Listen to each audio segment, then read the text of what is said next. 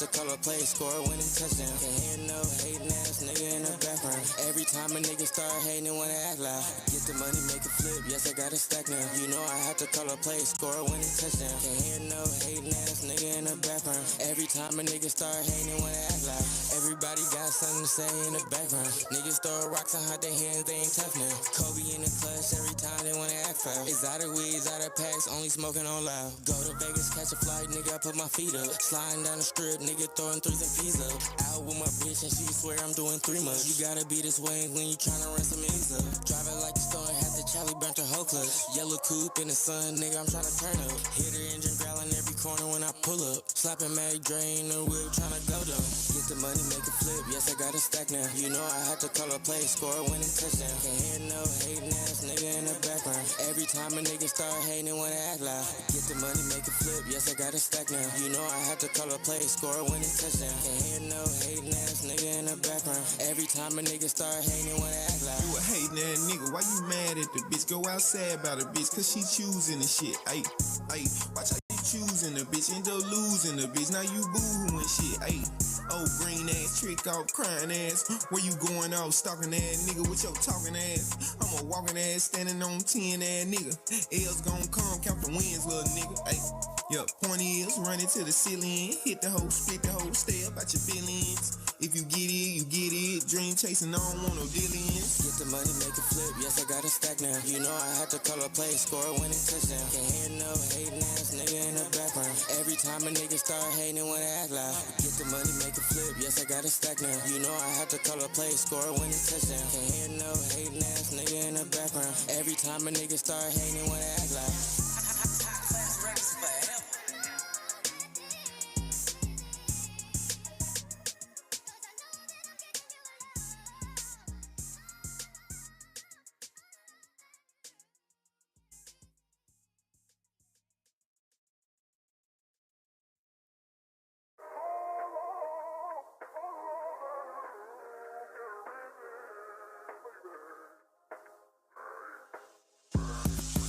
Get the money, make it flip, yes I got a stack now. You know I had to call a play, score a winning touchdown. Can't hear no hating ass nigga in the background. Every time a nigga start hating, they wanna act loud. Get the money, make it flip, yes I got a stack now. You know I had to call a play, score a winning touchdown. Can't hear no hating ass nigga in the background. Every time a nigga start hating, they wanna act loud.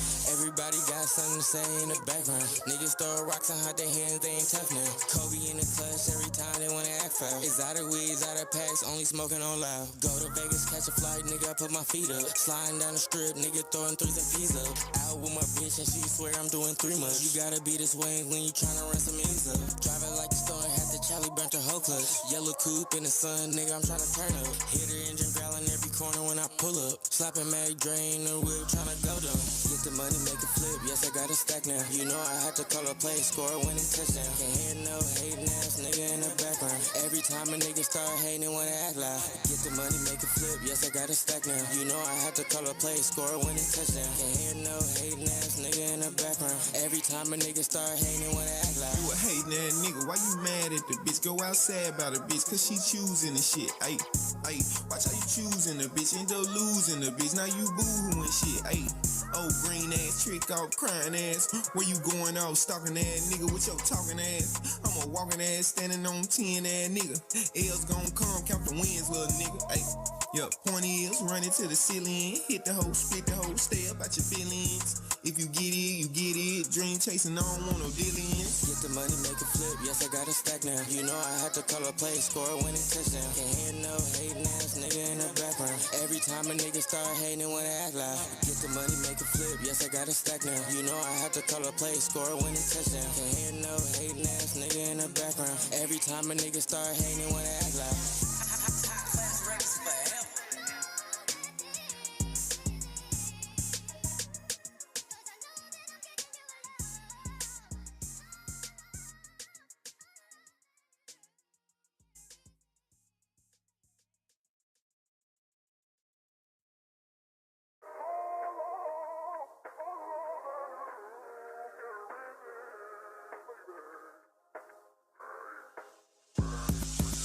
The money, make it flip, yes I got a stack now. You know I had to call a play, score a winning touchdown. Can't hear no hating ass nigga in the background. Every Every time a nigga start hating, wanna act loud. Get the money, make it flip, yes, I got a stack now. You know I had to call a play, score a winning touchdown. Can't hear no hating ass nigga in the background. Every time a nigga start hating, wanna act loud.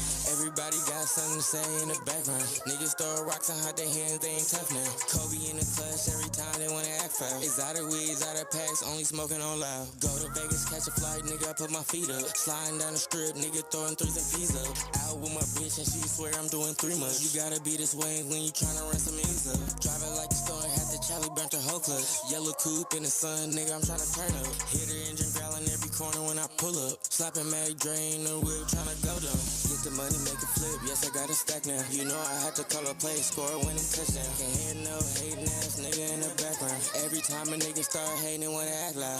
Get the money, make it flip, yes, I got a stack now. You know I had to call a play, score a winning touchdown. Can't hear no hating ass nigga in the background. Every time a nigga start hating, wanna act loud. You a hating ass nigga, why you mad at the bitch? Go outside about the bitch, cause she choosing the shit. Ayy, ayy, watch how you choosing the bitch, end up losing the bitch. Now you boo-hooing shit, ayy. Oh, green ass, trick off, crying ass. Where you going off, stalking ass nigga with your talking ass? I'm a walking ass, standing on 10 ass nigga.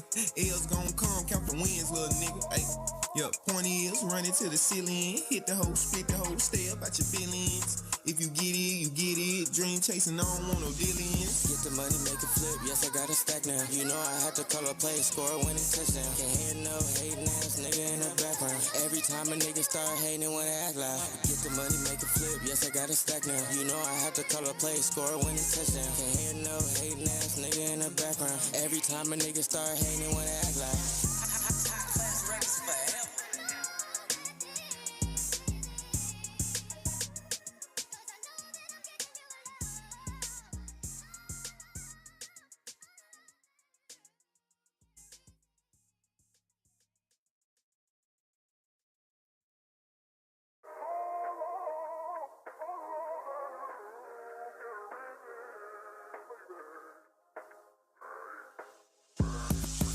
Get the money, make it flip, yes, I got a stack now. You know I had to call a play, score a winning touchdown. Can't hear no hating ass nigga in the background. Every time a nigga start hating, wanna act loud. Get the money, make it flip, yes, I got a stack now. You know I had to call a play, score a winning touchdown. Can't hear no hating ass nigga in the background. Every time a nigga start hating, wanna act loud.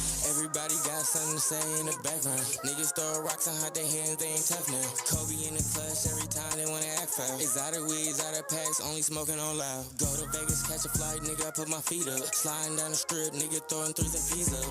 Out with my bitch and she swear I'm doing 3 months. You gotta be this way when you tryna run some ends up. Driving like the store, had the Charlie burnt her whole clutch. Yellow coupe in the sun, nigga, I'm tryna turn up. Hit her engine growling every corner when I pull up. Slapping Mag drain the whip, tryna go down. Get the money, make it flip, yes, I got a stack now. You know I had to call a play, score a winning touchdown. Can't hear no hating ass nigga in the background. Every time a nigga start hating, wanna act loud. Get the money, make it flip, yes, I got a stack now. You know I had to call a play, score a winning touchdown. Can't hear no hating ass nigga in the background. Every time a nigga start hating, wanna act loud. You a hating ass nigga, why you mad at the bitch? Go outside about the bitch, cause she choosing the shit. Ayy, ayy, watch how you choosing the bitch, end up losing the bitch. Now you boo-hooing shit, ayy. Oh, green ass, trick off, crying ass. Where you going off, stalking ass nigga with your talking ass? I'm a walking ass, standing on 10 ass nigga. L's gon' come, count the wins, little nigga. Ayy, yup, point is, running to the ceiling. Hit the hoe, split the hoe, stay up at your feelings. If you get it, you get it. Dream chasing, I don't want no dealings. Get the money, make it flip, yes, I got a stack now. You know I had to call a play, score a winning touchdown. Can't hear no hating ass nigga in the background. Every time a nigga start hating, wanna act loud. Get the money, make it flip, yes, I got a stack now. You know I had to call a play, score a winning touchdown. Can't hear no hating ass nigga in the background. Every time a nigga start hating, wanna act loud.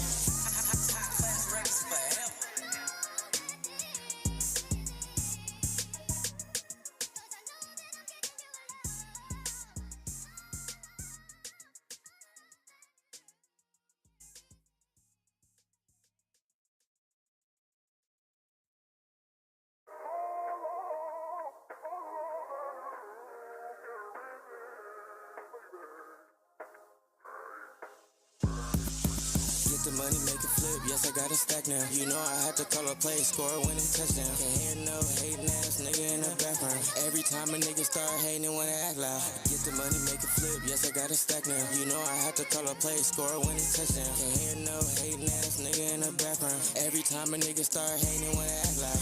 Everybody got something to say in the background. Niggas throw rocks and hide their hands, they ain't tough now. Kobe in the clutch every time they wanna act foul. Exotic weeds, out of packs, only smoking on loud. Go to Vegas, catch a flight, nigga, I put my feet up. Sliding down the strip, nigga throwing threes and peas up. Out with my bitch and she swear I'm doing 3 months. You gotta be this way when you tryna run some ends up. Drive it like a store, had the Charlie burnt her whole clutch. Yellow coupe in the sun, nigga, I'm tryna turn up. Hit her engine growling every corner when I pull up. Slapping Mary Dre in the whip, tryna go down. Get the money, make it flip, yes I got a stack now. You know I had to call a play, score a winning touchdown. Can't hear no hating ass nigga in the background. Every time a nigga start hating and wanna act loud. Get the money, make it flip, yes I got a stack now. You know I had to call a play, score a winning touchdown. Can't hear no hating ass nigga in the background. Every time a nigga start hating and wanna act loud. You a hating ass nigga, why you mad at the bitch? Go outside about the bitch, cause she choosing the shit. Ayy, watch how you choosing the bitch, end up losing the bitch. Now you boo-hooing shit. Ayy, oh green ass, trick off, crying ass. Where you going off, stalking ass nigga with your talking ass? I'm a walking ass, standing on 10 ass nigga. L's gon' come, count the wins, little nigga. Ayy, yup, point is, run it to the ceiling. Hit the hoe, split the hoe, stay up out your feelings. If you get it, you get it. Dream chasing, I don't want no dealings. Get the money, make it flip, yes I got a stack now. You know I had to call a play, score a winning touchdown. Can't hear no hating ass nigga in the background. Every time a nigga start hating and wanna act loud. Get the money, make it flip, yes I got a stack now. You know I had to call a play, score a winning touchdown. Can't hear no hating ass nigga in the background. Every time a nigga start hating and wanna act loud.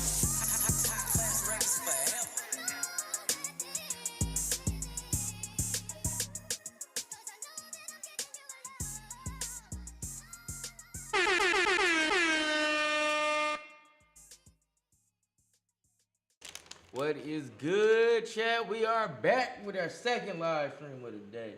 Yeah, we be giving y'all a lot of content this weekend, so y'all better not be like, every weekend. bruh, y'all acting like, oh, they don't be working. No, ain't no other podcast working as hard as us.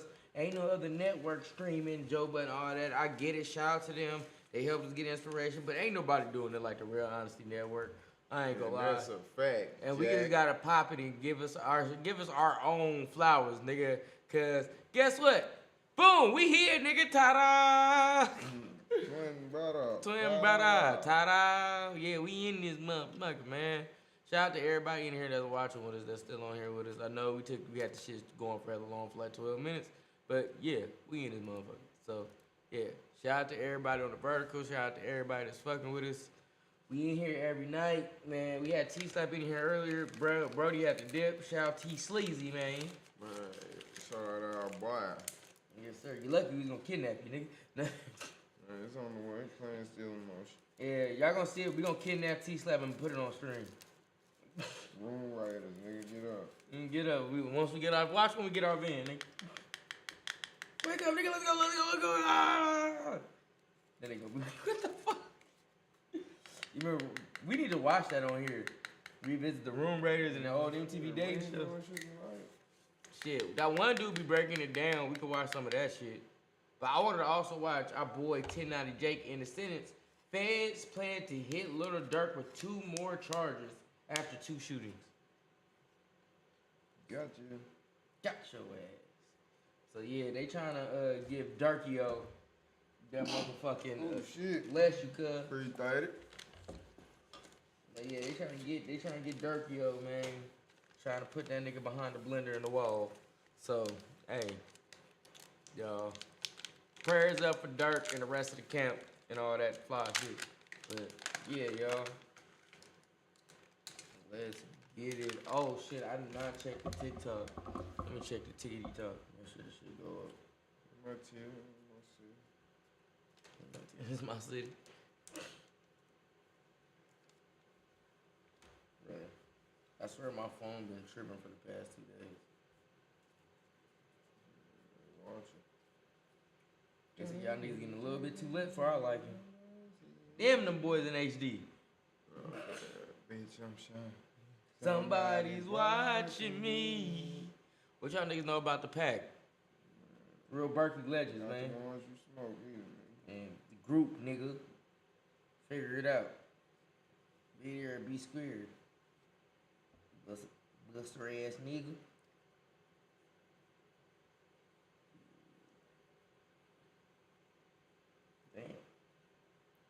Damn. What up, y'all? Trying to check this ticket type.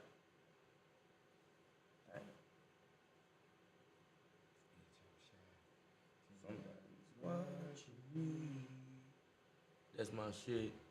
Shout out to everybody watching. If y'all watching, comment. Let us know what's up, what y'all got going, what y'all doing, what we doing, and we about to get legitimately started, not this bullshit that we kind of doing right now.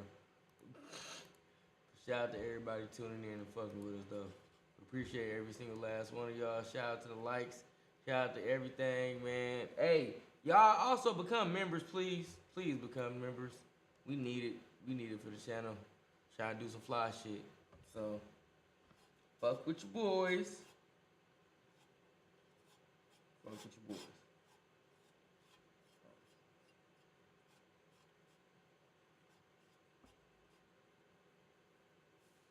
Don't judge me, chat. I'm trying to get this shit going. Alright. We good now. Let's get you back to 1090 Jake. Let me throw this one on. Bow. Bow. Bow. Get in there, bow. Bow. Bow. Bow. Get in there, bow. Bow. Bow.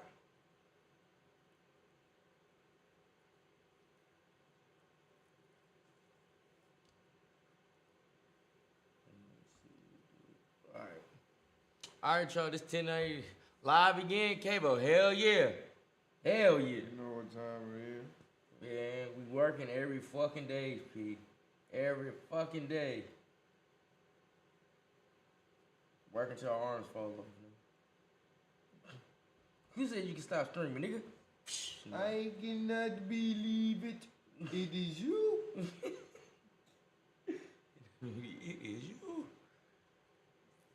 That nigga in the bathroom lost his mind. I said, Princess Zamunda. Oh, yes. Yes. Oh, this nigga's embarrassed, man. He should just told the whole, yeah, I'm rich.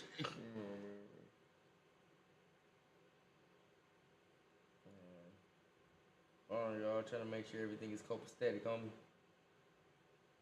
Alright, y'all, we got ended sentence. Fans plan to hit Lil Durk with more charges from 2 shootings.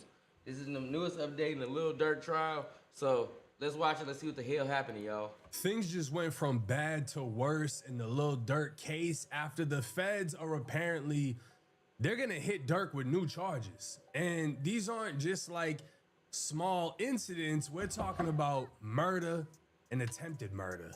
Quick pause, because this might actually help you out. If you've ever needed access to your money before payday, there's a banking app on app. If you scan and complete those through the norm, after you complete 1090, bonus. That's literally what it's designed for on top. Back In 2022 and 2,000 people like you stay more on top of their finances. Now the homie Remo will post to IG saying the feds are looking to add 2 charges from 2022 and 2019 to Lil Durk's case.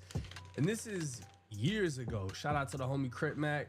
Wish cuz the cess, everything gonna see all right. Never commit suicide. Like that comment right there. By now, y'all are familiar with how the feds work. The feds can take anything you've ever done and turn it into a whole nother situation. That's kind of what they do with Rico, right? We saw in the Young Thug case a whole bunch of different crimes that people already went to prison for. They got re-indicted under a Rico and hit with all of those crimes that they already did. This is the same type of game the feds play. Now, I believe all hip-hop was the first to break this why news, y'all so up? shout Zoe, out to because them. you get in the bag. Sit in And it super would chat. say Why you Lil up, Durk's nigga? case could Why you up, expand nigga? after prosecutors We feel told you they we may back, add nigga. older Chicago and Atlanta incidents before I'll trial. be back. The possible expansion surfaced in a May 21st court filing from DeAndre Wilson, one of Durk's co-defendants. Wilson is asking a federal judge to reconsider his detention and let him out on bond while the case moves forward. Wilson's filing says prosecutors informed defense lawyers on May 13th that they are considering supplemental charges by June 3rd. The new charges would add 2 older alleged incidents as direct evidence a 2022 Chicago incident, and a 2019 Atlanta incident. That could create a major timing problem for all of the co-defendants because it'll knock the case off its current August 20th, 2026 trial date, requiring new arraignments, more discovery, additional motions, and more investigation. Wilson's lawyer says the two incidents do not involve him, and that is the core of his freedom bid. He argues he should not remain jailed for months, while lawyers prepare for events where prosecutors do not even place him at the scene. So basically, one of the co-defendants was told, look, we're thinking about hitting Durk with new shit. And he's like, what the fuck does that have to do with me? Durk? I wasn't there for that shit. I'm not getting charged with that shit. Let me out. That's a Kodak fighting right now, too. Now, the Atlanta incident appears to trace back to January 2019, in which there was a shooting near the Varsity restaurant in downtown Atlanta. That Durk, whose legal name is Durk Banks, had faced felony charges in that case before the Fulton County DA dropped them in 2022. Those charges included criminal attempt to commit murder, aggravated assault, participation in criminal street gang activity, possession of a firearm during the commission of a felony, and possession of a firearm by a convicted felon. The victim was shot in the leg after an argument near the restaurant. Now, obviously, if you're a fan of Durk or a fan of Vaughn, you remember this exact incident. Because if you remember, this is when Durk and Vaughn allegedly robbed and shot somebody. Case against a rapper accused in a shooting outside of the Varsity will move forward. Today, Lil Durk appeared in court where a judge ruled there was enough evidence for him to go to trial. Channel 2's anchor Lori Wilson is live near where the shooting happened, near the Varsity, and Lori, police say they have video evidence in this case. Javita, APD says they used at least 5 cameras from local businesses, including this BP, as well as from the Varsity across the street in order to build their case against Lil Durk and his co-defendant. On Friday, detectives from Atlanta and Chicago testified in the criminal case against rapper Lil Durk in Fulton County Court. They say around 5 in the morning on February 5th, Lil Durk, whose real name is Durk Derek Banks, and his co-defendant Devontae Bennett were seen on camera involved in shooting Alexander Witherspoon, a person police say they knew. They were hanging out. They went to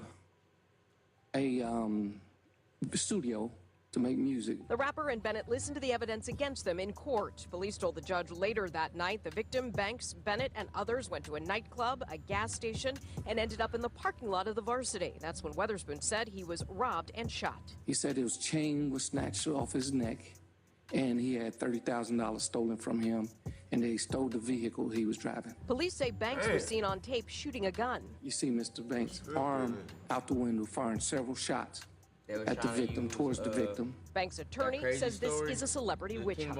Were it not for the celebrity status of these two individuals, they was rapping about then what they this would did be to an Cub. aggravated assault. Banks released a single, Turn Myself In, the day he turned himself in. It's gotten almost 7 million views. The prosecutor charging this wasn't just a robbery and shooting, but gang activity. She put a Chicago detective on the stand to testify that Banks and Bennett are members of Chicago gangs. Is it possible to continue your affiliation and even commit crimes when you move out of Chicago if you're in a different city or if a different area?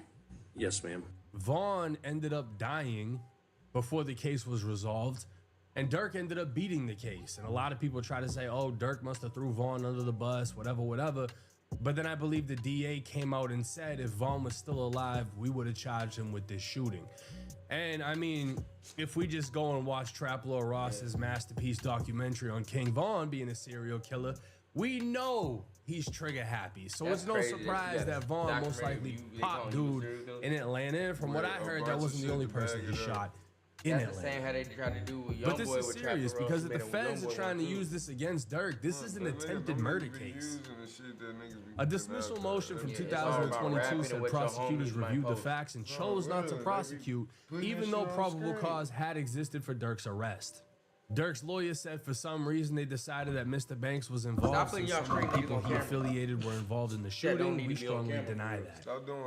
Now, the Chicago incident from January of 2022 was the killing of Stephon Mack outside of Roseland Community Center. Back in 2024, unsealed court records claimed Durk was behind the fatal shooting, but Durk has not been charged in that killing.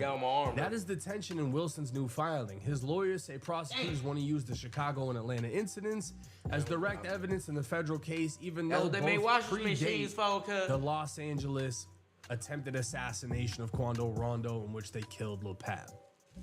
Now, everywhere on Reddit would they be breaking down this murder. If Durk beats his case with stopping the feds from charging him with Stephon Mack, well, Cup Crafty, I'm pretty sure you just put this into motion. But the shooting of Stephon Mack was when this guy, Elmer, fudded his way across the parking lot with a rifle, and this guy shot a pistol.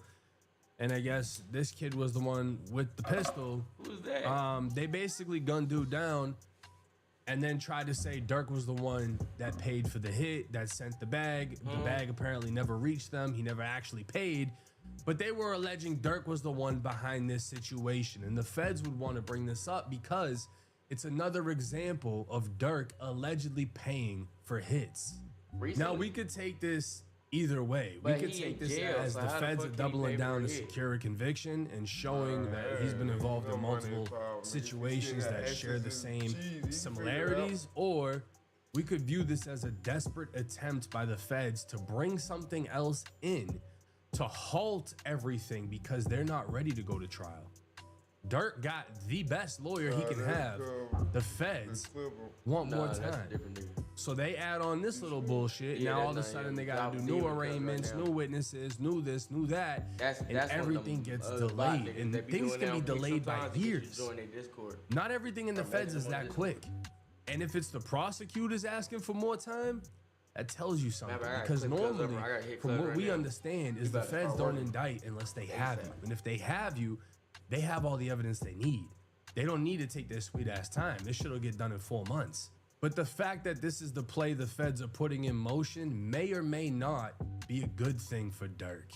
So unless the feds magically found new evidence of him being the shooter in the Atlanta case, I don't see how they could convict him for that, right? He wasn't found guilty. The charges were dropped, which means he could always be hit with new charges, but they would need new evidence. And the co-defendant in that case, Vaughn, is dead. So I don't see how that would even play a role. Now, as far as the murder in Chicago, yeah, if those dudes are fully cooperating and blaming Durk, okay, that's one thing. But are the feds actually able to prove it beyond just their words? Because clearly they're going to try to save themselves. Are the feds able to prove he did any of this shit? Again, they're just putting themselves in another position. Same shit with the Quando Rondo thing. Okay, everything leads back to Durk, but can we prove it actually happened? To be honest with you, I'm not sure what to think. Apparently, if this is gonna happen, it's gonna happen on June 3rd. So we're just gonna have to wait and see. But let me know y'all's thoughts and comments in the comment section. It's 1090 Jake. I'm rocking with y'all, or y'all rocking with me. And my bad that this video is kind of short. I'm kind of sick, but I'm still pushing through because I made it a goal. I'm gonna drop a video every day for this month, and we're almost there. Till next time. Okay, I got the baby back. We straight. All right, y'all. That was 1090 Jake. How you feel about Durk? You think he's responsible for that one, or you think they just saying that to get out of it? How you feel? Or to do it, it has to be true if they saying it. Well, if they ain't get that cheese, what reason they got to take the fall? I don't see no point in lying about that. Especially if you ain't saying the nigga did it, you just saying you did it for him. Like, I don't see you lying about that. Unless the police trying to set them up and they trying to tell them, say Durk did that. That's it. Other than that, I mean, why would they lie about that? Aside from helping the police. Yeah, but they might have just did that. Maybe just try to snitch on something to get more time off. But that is. Did they say what city they was in when they shot them? Was that in Illinois? I don't know, but even them telling to get less time to still help the police, even though you getting something out of it, but you gonna get something out of it if you help them either way. Either you may get all the way free or you may throw 5 years off your shit. Yeah, so it's like, regardless, there's only two ways. Either they really telling the truth or they helping the police. Yeah. That's like, cause it's a dumbass lie. It's an unnecessary lie and something this big. Like I said, the only way you taking that risk is if the police said we got you. If you say he did it, you either not going to jail or we can make sure your sentence is light and come easy. Yeah. Yeah, like That's the only way they doing that, because they definitely can lie now. I ain't saying the nigga did it. But they can for sure just say he did it because he already in the hot seat. Yeah. And it looked like he could have did it. Some niggas do that shit, though. So, shit, that nigga tell, hey, we cut your deal. Man, both of them niggas, yeah. Cuz said do it. So, it ain't, but then they don't. Now, can they pinpoint? I wonder if they can pinpoint the relation between them two. Like, for real, before they even said anything. Like, what if, like, you know, they got, if it's as is in Illinois, they got gang boards with all the niggas that's part of it. Mm-hmm. I wonder if they part of whatever subdivision Durk is doing. I mean, all you need is to be close enough to the web. So let's say you just know a nigga that know a nigga that know Durk. Mm-hmm. That's close enough. That's all they need, like, for real. Cause it's like you two people removed from Durk. Even though that's not even, you ain't even the middleman, but still, like, you nigga, connected to him in some type of way. You can get to him is what I'm saying. Like, you the type of nigga they'll pay to do this. Every time. Man, nigga, they know you a crasher. Yeah, you ain't that close to me. But you close enough to where I fuck with you, I pay you to do this. And I know you would do it. But not close enough to where if you go down, like, I was with you. No, they're gonna have to put a case together. Y'all gonna have to build that motherfucker. But if they telling, nigga, they can make the case. That's why snitches is valuable. They can do anything. Yeah, like, nigga, anything is possible. If you help me put this story together, it can be believable, even if it's a fucking lie. It's believable as hell, because we seen what the fuck you had going. No, in fact, like, it ain't far-fetched, like, based on what he already facing. So, yeah, nigga. Plus, a whole other shooting niggas got already found guilty for and shit. Yeah. The Durk shit.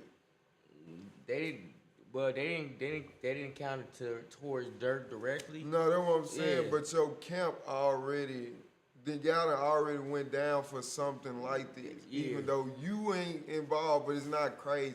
You tell me you the boss, but all your underlings went to jail for what they trying to say you did.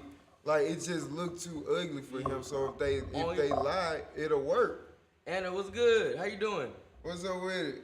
But I think what's saving him, because the gang OTF was there before. Mm-hmm. All that shit, the old block shit was there before he became who he is.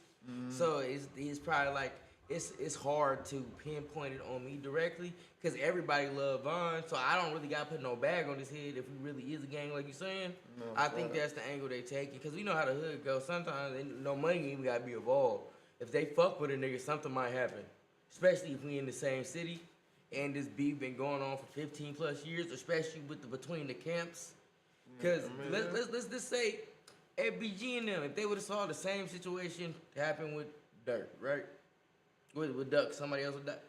Let's say that wouldn't have happened to Durk. So I think that's the angle the lawyers is playing that, and that's what got him off of that. But this shit, like you said, this is too close to the other shit. But what's changing is that them niggas told on themselves versus these niggas is telling. Mm-hmm. So it's hard to fight. You can make sure you don't step on your own toes. They could have beat that had they not gave all the evidence. Mm-hmm. A fucking hood vlog, like I said. That's the main thing that got them. Cause we see the vehicle in the vlog. You remember, and then they showed the flock camera footage of all you niggas running out the house. Oh, right, and they just pieced it together. Versus this, I got two niggas that did it. Like, that's different, bro. And they got something to get out of it. They don't want to go to jail for that. Oh, T-Slap, he had to dip. He had to dip. You missed him. You just missed him. He'll be back. He's a regular on here. What's good? Adiana? Oh, no. We're going to call you Yana. That's Yana. Nah, facts. Yana is very easy. Shout out to Kick, man. We knew on this motherfucker. Nah, facts. That K was throwing me out. You like, what the fuck that K, bro? Nah, for I ain't know who that was. Nah, that's Kid Brother. That's Kid Brother. Oh, I ain't even checked the fucking TikTok. My bad, TikTok. We been yapping. My fault. We ain't trying to ignore y'all. We were just kind of deep into what was going on. Man, hold on. Let me get to our shit. I don't know what the fuck going on TikTok. It might be going up right now too. I don't know. Hopefully. Okay, we ain't missed nothing too bad yet. What you watching? We was watching 1090 Jake talk about the Lil Durk case. Yeah, now we probably about to get into. You wanna watch the shit about the MTV shit? Or what you wanna do? I wanna see what that girl did to her. What's her name? Either that or that shit too. That's crazy. 28-year-old HQ parents for cancer transfers. What the fuck? You dome that shit for that? You gonna go there? Man, click on that shit. The other one to watch later. What's up, Shard? What's up? How you doing? She's clinically insane at this moment. Delusional and paranoid. We're gonna go with y'all. Mentally ill. She's completely We good. Happy Vegan Monday. Happy Vegan Monday. That's some dope shit. Shout out to Vegan Monday. We also do a food review show on our YouTube, The Real Honesty Network, same as our kick. We tried the vegan McDonald's. It's fire. It's called Mr. Charlie's. We gonna try vegan soul food next. Shout out to the homies at Vegan Mob. We're gonna try them next. I thought they said that because it was Sunday. Yep. Hey, man. Hey. I don't know, shit. They probably, I don't know, but nigga, that's how I took it. I thought they was saying, like, died Monday, Sunday. Tried for over 7 years to get away from that abusive family. When officers close in on a desperate shooter following a brutal execution, the situation escalates as negotiators attempt to bring an end to the bloodshed. The following is based on official police records released to date, and most of the footage has never been seen before until now. In Washington City, Utah, on the evening of June 18th, 2024. We watched a 28-year-old executes parents for canceling trans surgery. We get into the murder mystery, so we about to watch what happened. No, we not vegan. No, we not vegan, but I fuck with vegan food really tough if you know how to cook it. It ain't bad if you know how to cook. A concerned neighbor calls 911. My neighbors just came running down the road yelling, "Call 911" for gunshots. And there's a yellow Kia Soul that just drove away from their house. I don't know what's going on. Go in the house. Once he and his wife are safely inside, the neighbor Corey calls 911 himself to explain further. I need an officer. That big ass motherfucker, you know, the backwater apartments. Okay, is somebody shot? I think so. Was somebody shot at your house? It's your life, free will. Yeah, Did someone come into your house to shoot? Yes, I think it was my brother. What's your brother's name? His car name is Colin. He goes by Mia. According to Corey, the 28-year-old suspect, whose legal name is Mia Troy Bailey, may still be armed. You're not able to go check if your parents are... or what their status might be? Did she make her? No, I can't check anything right now. Minutes later, another call reaches emergency dispatchers, this time from Mia's own cell phone. 911, what is the... The owner of this iPhone was in a severe car crash and is not responding to their phone. The emergency location is... The recording relays exact coordinates to dispatchers, leading officers to a broken iPhone in the street, and to the realization they have no way to effectively track Mia's location. With a possible armed suspect still at large, they remain on high alert as they enter Corey's home in search of their parents. Inside, they discover the gruesome aftermath of a brutal massacre. On the living room floor, 69-year-old Gail Bailey is found motionless on her stomach, with blood soaking into the carpet beneath her. In a nearby hallway, her husband, 70-year-old Joseph Bailey, is found lying flat on his back, with blood pooling around his head. The married couple shows no signs of life, and it's clear they are beyond any hope of saving.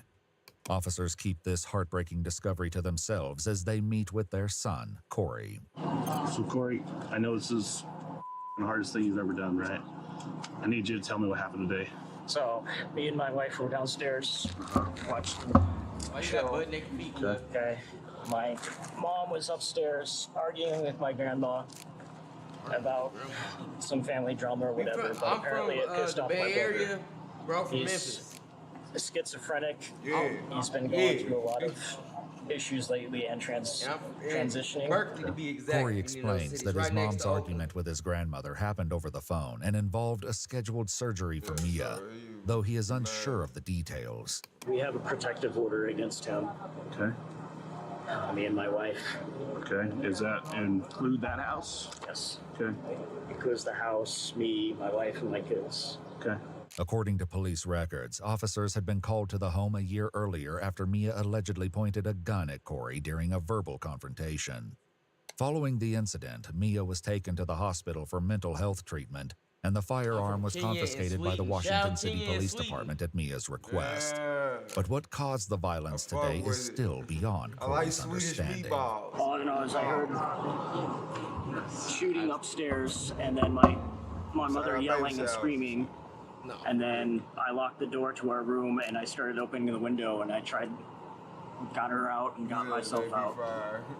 By the time we were climbing out the window, he was pounding on my door trying to open it, and then I heard gunshots at the door I was there. about to say, I was So I think he was trying to shoot the door open or something like that, or try to shoot in where we were. Them niggas got salmon We on got top out shit. and ran here, and that's what I called 911. Where would your brother go? The only other place I can think of is my Aunt Jenny's or my grandma's house. Corey contacts his older brother by phone to see if he knows where Mia might go. Oh, that's Discord. He shares That's that our Mia Discord. may have a If you boyfriend who screenshot works it, at a local you can pizza scan shop. it. You can join A that lead Discord. We got a officer reaction will soon tab, follow up send on. videos. We For got now, they discounts deliver for the merch, all heartbreaking that fly news. shit. We be hosting I'm sorry to be the one to tell and you. everything, bro. So They're join the Discord deceased. on the updates. Both We gonna of them. start a GTA servers too. This so- is my brother, you know, and that's the reason I put him on mute. I'm going to let you deal with that, okay? Do you need something right now? I mean, we have a victim's advocate we can call out for you. I don't even know where to begin with this. Appreciate you, No, I Chino. know. Until he's This found, is- I don't know where to go. Bro, That my would be safe. Discord is banned. Corey's wife, who suffered minor injuries during the escape, is treated by paramedics before somebody the out couple in is the- in taken the to a general hotel chat, for they the go night. from being vegan and Meanwhile, eating meat. officers reach out to Mia's Aunt Jenny, who shares serious concerns. I know she's at times heard voices. That was kind of new to me 3 weeks ago. You say Mia's been hearing voices? I don't know. A couple weeks ago, she was. All you gotta do is in the hospital to get her connect your messages phone figured out. number. Officers soon arrive at the And home your of the email, man and just Mia's put a brother random picture on identified that as a motherfucker, and possible they not gonna boyfriend. trip on you no But tension remains high as word spreads that police are hunting for an armed suspect. His mother remains cautious as she answers the door. You're the police? Yes. Can we see some ID? Oh, that shit didn't Well, go through. you got a badge. Oh, I got one for you. I'm something like, wait a minute. nigga. Sorry. It's No, you're something good. like that. Try to find my. That's okay. I heard what was going on and I'm quite frightened. Oh, yeah, absolutely. I'm his mother and I heard what was. Yeah, I don't even have one. That's fine. Please come in. Oh, there you go. No, it's fine. You okay if we come I was in? quite frightened. I thought there was a person coming after us. The officers explain they are searching for Mia, but according to him, their relationship is still very new. Yeah, I just started to get to know her like a couple weeks ago. Okay. I don't know her very well. Okay. I know that she was kind of depressed, and I could tell that she told me she used to cut. Mm-hmm. And as far as where she is, I really don't know. So you've only known her for a week and a half? Yeah. Yeah. I can tell that she wanted to progress things fast, you know. Yeah. Are you guys boyfriend and girlfriend, or what? Or are you just starting dating? What Yeah, was just kind of starting. Well, although she put on her Facebook that he was her boyfriend. Yeah, that surprised me. The officers tell them not to answer their doors, and if they see anything suspicious, to call 911. As they continue searching the area, an officer suddenly spots Mia walking along the street before vanishing down a dirt road. Nearby units take up positions, using their headlights to watch the trees and field for any sign of movement in the dark. Good job spotting her. See that? Holy. Well, we're going home and we're going to her cousin's house, and we see her. Well, we didn't know who she was, and I can see the gun in the waistband. I put the on it. She takes off running here, and then she just slowly starts walking like, oh, there's no house. And we're just following, and then next thing you know, Zach running. Officers stationed in the neighborhood start connecting key details, leading to a shocking realization. She was there for a total of 4 minutes, both of them with 8 rounds, mom execution style, and took off. We took this gun in that she has in a call that we had, a Ramsey call. We've already taken the gun before? We took it, and the ammo that we found at the house is what were killed with. DCI cleared it to get the gun back in March. The night is long and grueling as officers, joined by the U.S. Marshals, search tirelessly with drones, helicopters, and canines for any sign of Mia. By the following morning, they find their suspect hiding in a patch of dried tumbleweed, likely exhausted, dehydrated, and now fully surrounded. All units, if you see the drone, we're almost directly above her. She's laid completely on her side and has an object up to her head in brown shrubbery. The object in question is a gun, quickly turning the situation into a crisis negotiation. Okay, Mia, I'm here to talk to you. I'm here to help you through this. I know that you're going through a rough time right now, and that's okay. I'm here to help you out. Need you to put the weapon down and put your hands up in the air so we can know that we can talk safely, okay? Can't do that. Okay, why can't you do that, Mia? I need to contact the prosecutor. She wants to talk to the prosecutor. The officer explains that because of the firearm, they can't bring a prosecutor to the location, as this would put him in harm's way. With Mia difficult to hear, the negotiator heads to a better location, positioning himself behind a wall for cover as he calls out again. Mia, this is Tyler with the St. George PD. Right,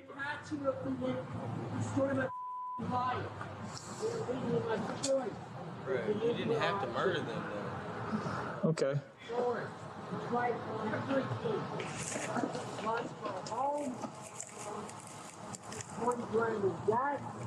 That sounds like you're on a tough time. You're not underage. You'll be different if you're under 18 and have to sign off on it, but they just didn't want to pay for it. An officer takes off her body cam, placing it on the wall where it can capture the sound of Mia's voice more clearly. Hiding in the bramble and still holding the gun, Mia begins shouting about a previous altercation with a former landlord. Right after he left, he started to shoot me the balls or threatened to kill me slowly. It was better ways to go about this than murder your people. Before the incident. Well, I can tell you this, Mia. I can definitely look and none of my family believed me, or the cops, or the goddamn hospital. Just 2 weeks earlier, Mia contacted the St. George Police Department, claiming the landlord brandished a shotgun and installed listening devices in the home that caused headaches.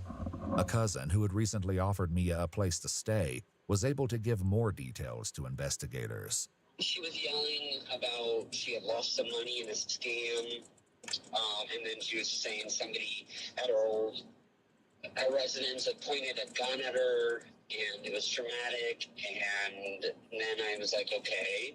And then she started saying, and anyways, he was poisoning me anyway, and he was putting devices that produced radiation near me and microphones in the walls, and I said, all right. And I realized at that point you can't argue with somebody who's that far gone. So, like, how's she been the last few days? Like, anything just, like... I mean, delusional and paranoid, mentally ill. I mean, I can't put it any more frank than that. Not making sense. Yeah, I believe you. I don't think that that's something that you would make up. I absolutely believe you. And after... Yeah, you may believe that. And after this... You investigating it all. And I can look into that. You know what? You're not the only person that has had that happen to.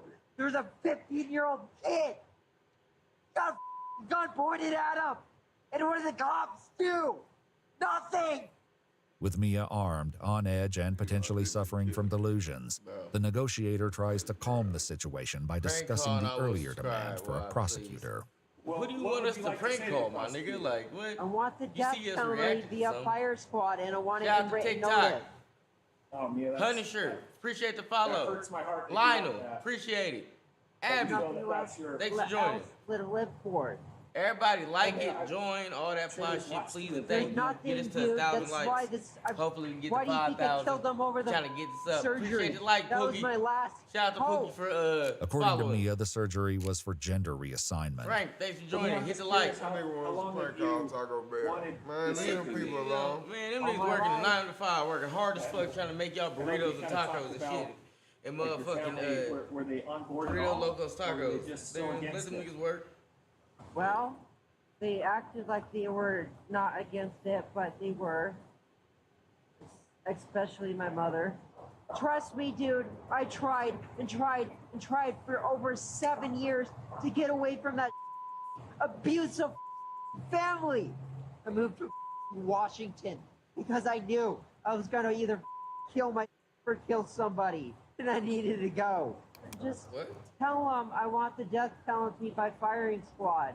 The negotiator changes the subject, bringing the conversation back to the motive behind the murders.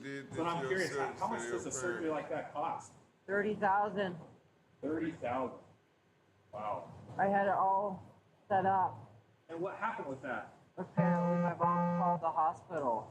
And what did she tell him? I don't know exactly, but she basically said that she was against the surgery and that she shouldn't get it. I was pissed at her so much. I wanted her to call the hospital back and say I was mad because of all this gatekeeping bull.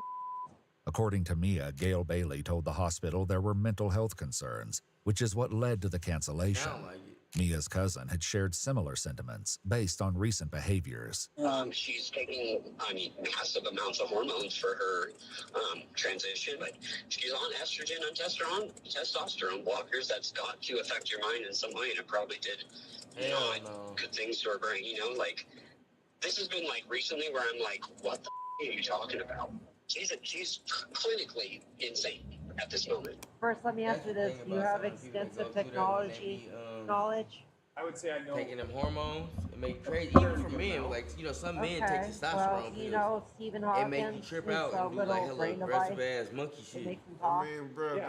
Apparently, it's solar powered. drugs in general. It filter works for some words. people and some people it don't. This not Yeah. crazy. Complete reverse effect. Yeah, Hospital bro, wouldn't, ain't shit 100%. give me the Even blood medicine result. that they I had say 3,000 times the level of radiation in my blood, and they said I was If right. it don't work, then it's got to be doing Where do you something. think you got the And radiation it might be from? making your ass From trip that out. device It's not for crazy. several months. You is. I can see what you're talking about with that. I don't know how it does it. It makes like a subsonic sound. I've been trying to look for months. So with the radiation levels that high, what have you looked into? What? Well, I apparently could read my thoughts. With Mia seemingly disconnected from reality, the negotiator changes the subject once again. For a while, they discuss Mia's past employment working with children with special needs. 30 minutes into the negotiations, it seems as though the rapport building is helping to put Mia at ease, but it's clear the danger is not fully behind them. Meanwhile, an officer makes a call to provide an update on the situation and shares a keen observation. I feel like we're making some good rapport, and then she'll swing back around to my life is over. And when she does that, she transitions her voice back to a male voice. But when she's building rapport, she'll talk more like feminine or female. It's quite interesting, actually. Dude, my life's over, dude. It's not over, Mia. You both know it. Don't bull me with the police tactics. Come on. With hope waning, the negotiator offers Mia a possible future to look forward to. I've heard of, when people go to jail, I've heard of them, in some cases, the state paying for surgeries. Yeah, well, do you think I'm going to go to a woman's prison without the surgery? Certainly not going to try to live on, even in prison, without the surgery. Okay, Mia, well, I just got word back from the prosecutor, and he says he's willing to talk. No promises, but needs you to give up first. I could have just killed and let those pieces win, like everybody else in my life. But no, I wanted to drag them with me. Nearly an hour into the standoff, the negotiator learns that the prosecutor has arrived on the scene and is willing to talk to Mia, on the condition the gun is safely secured. Because, like, why? Okay, I get you, but why everybody's got to hurt with you? What's that? Because it was a conscious decision. What's that? Like, Call it Plan B. Just said, okay, what's Plan B? I could have did this to myself, which surgery. I said then. But You they just still want to said get surgery? Then, Yeah. no. You have to be put in a men's prison though. And that's something that you can work with the prosecutor because that's what you can talk about and say, hey, look, this is what I want. This is what I would like to see happen. And then you guys talk about and come up with a plan. With the promise that Mia can discuss it with the prosecutor in person, the negotiator asks that the gun be tossed aside. Clip's empty. It looks empty? I did it. Okay. Yeah, save the last round for me. After reassuring Mia that no one will use excessive force during the arrest, a peaceful surrender is finally secured. Watch the up! Keep your head where I can see them. Like it's growling and snarling. Y'all got it, bro. Go down on your knees. Go down on your knees. Put your hands on the ground in front of you. Yeah? Yep. Yes. Slide your body back until you're laying on your face. Okay, like this. Hell no. Slide your legs back until you're laying down. Stick your arms out by your sides. Keep going. Curve your palms up. Do not move. Mia is then handcuffed and searched for additional weapons. Lay down. Can't really hide anything with skinny jeans. Officers moved to secure the gun and later confirm it was not loaded and no bullets had been ejected into the field. Hi, Mia. It's me, Tyler. Good to finally put a face to the voice. Yeah. I appreciate you working with me. State trooper look. State trooper look. I don't know to take offense to that or not, but... It's not offense. Okay, I appreciate it. Before heading to the police station, Mia is introduced to the prosecutor, who will soon join the detective in the interrogation room. There, Mia will make a chilling confession, revealing the final moments of Joseph and Gail Bailey. I'm gonna reach my pants to talk. That's okay. What is it you're doing? Reach my pants to talk, because I don't want to see this thing. Oh. Can you just sit down? I'm not sure reaching in your pants. I don't know. I've been searching your pants, so. Okay. I hate this thing. The detective and prosecutor both arrive, and once Miranda rights are read, Mia explains the anger that came after learning the scheduled gender reassignment surgery was canceled. Just say I was very furious, and I asked her, I don't want to hear excuses. I want to hear, an explanation, and I'm sorry, and I'll do something about it. Good. Anyway, she can't say sorry to save her life, apparently. Had one thing going on, and she took that away from me. I told her I was going to kill her several times, and I needed this so bad, and my mental ability was declining, and that's why I needed that surgery. I knew I was going down regardless, but I was like, well, enough is enough. Taking something with me. So that's I rushed over to it first. Can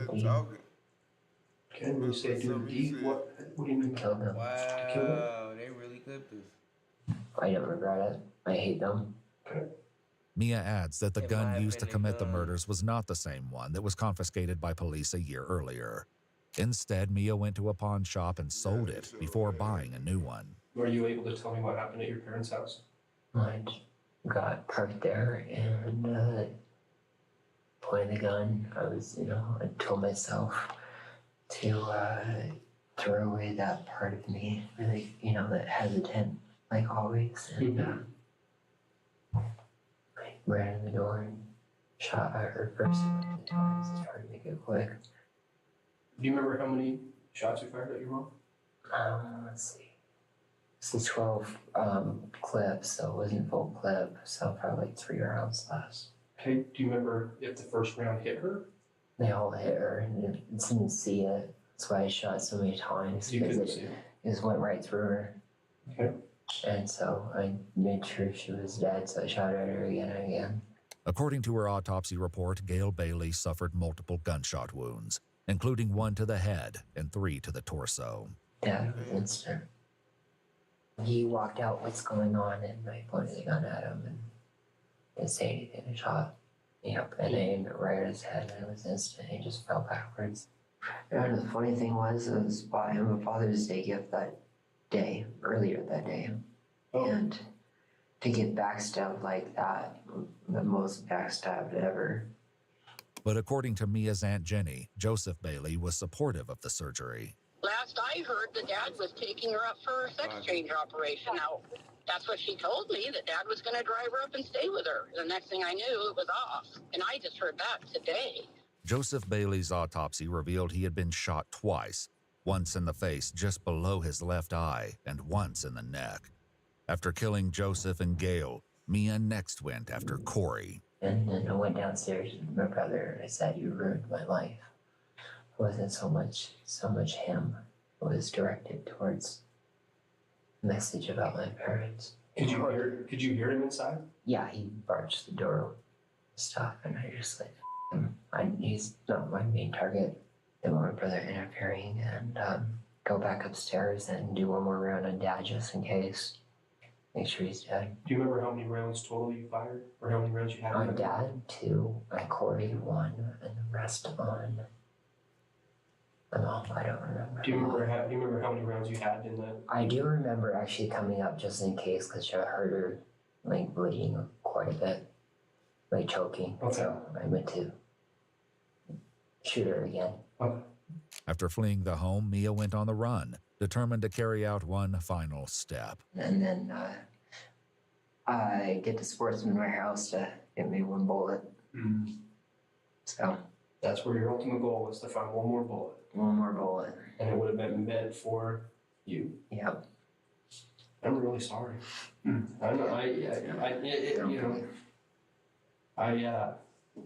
To be honest with you, I wish, I wish the mental health services were better. I wish the transitioning services were better. I wish that people's opinion, they were more accepting of people. Absolutely. Yeah. And so I'm sorry that, and even in a family, I'm sorry that it came to this. My mercy got me all that bull, and so much for family. If you were to give me one last statement from you, what? Well, my statement would be to gatekeep transgender people and let them start earlier, not like super early. I mean, the sooner the better. What age do you think is appropriate to begin? 13 and 12 if you're a woman. So 12 if you're a girl and 13 if you're a guy? Yeah, based on puberty. Okay. So. Do you think that I don't think the surgery is appropriate at the age, like as far as the surgery? HRT. Okay. When do you think that it's appropriate for the surgery? At least 18, like when you're an adult, when you can make your own decision. Yeah, that makes sense. You don't need the surgery right away if you're taking chemical castration and all that stuff. But after a quick break and a meal, the detective and prosecutor returned to ask a few final questions surrounding Mia's request for the death penalty. If you had to pick the way that you would die, how would you pick? Firing squad. Why is that? So if I kill somebody and it's the most instant, honestly. It's only fair that die by the same hands. So I can understand the fact that it. I know the chemical's the second one. Okay, like lethal injection? Yeah. 3 different methods: chair, chemical, firing squad. So firing squad, chemical, chair. Yeah. That would be the order. I want to just clarify as far as any remorse that you have.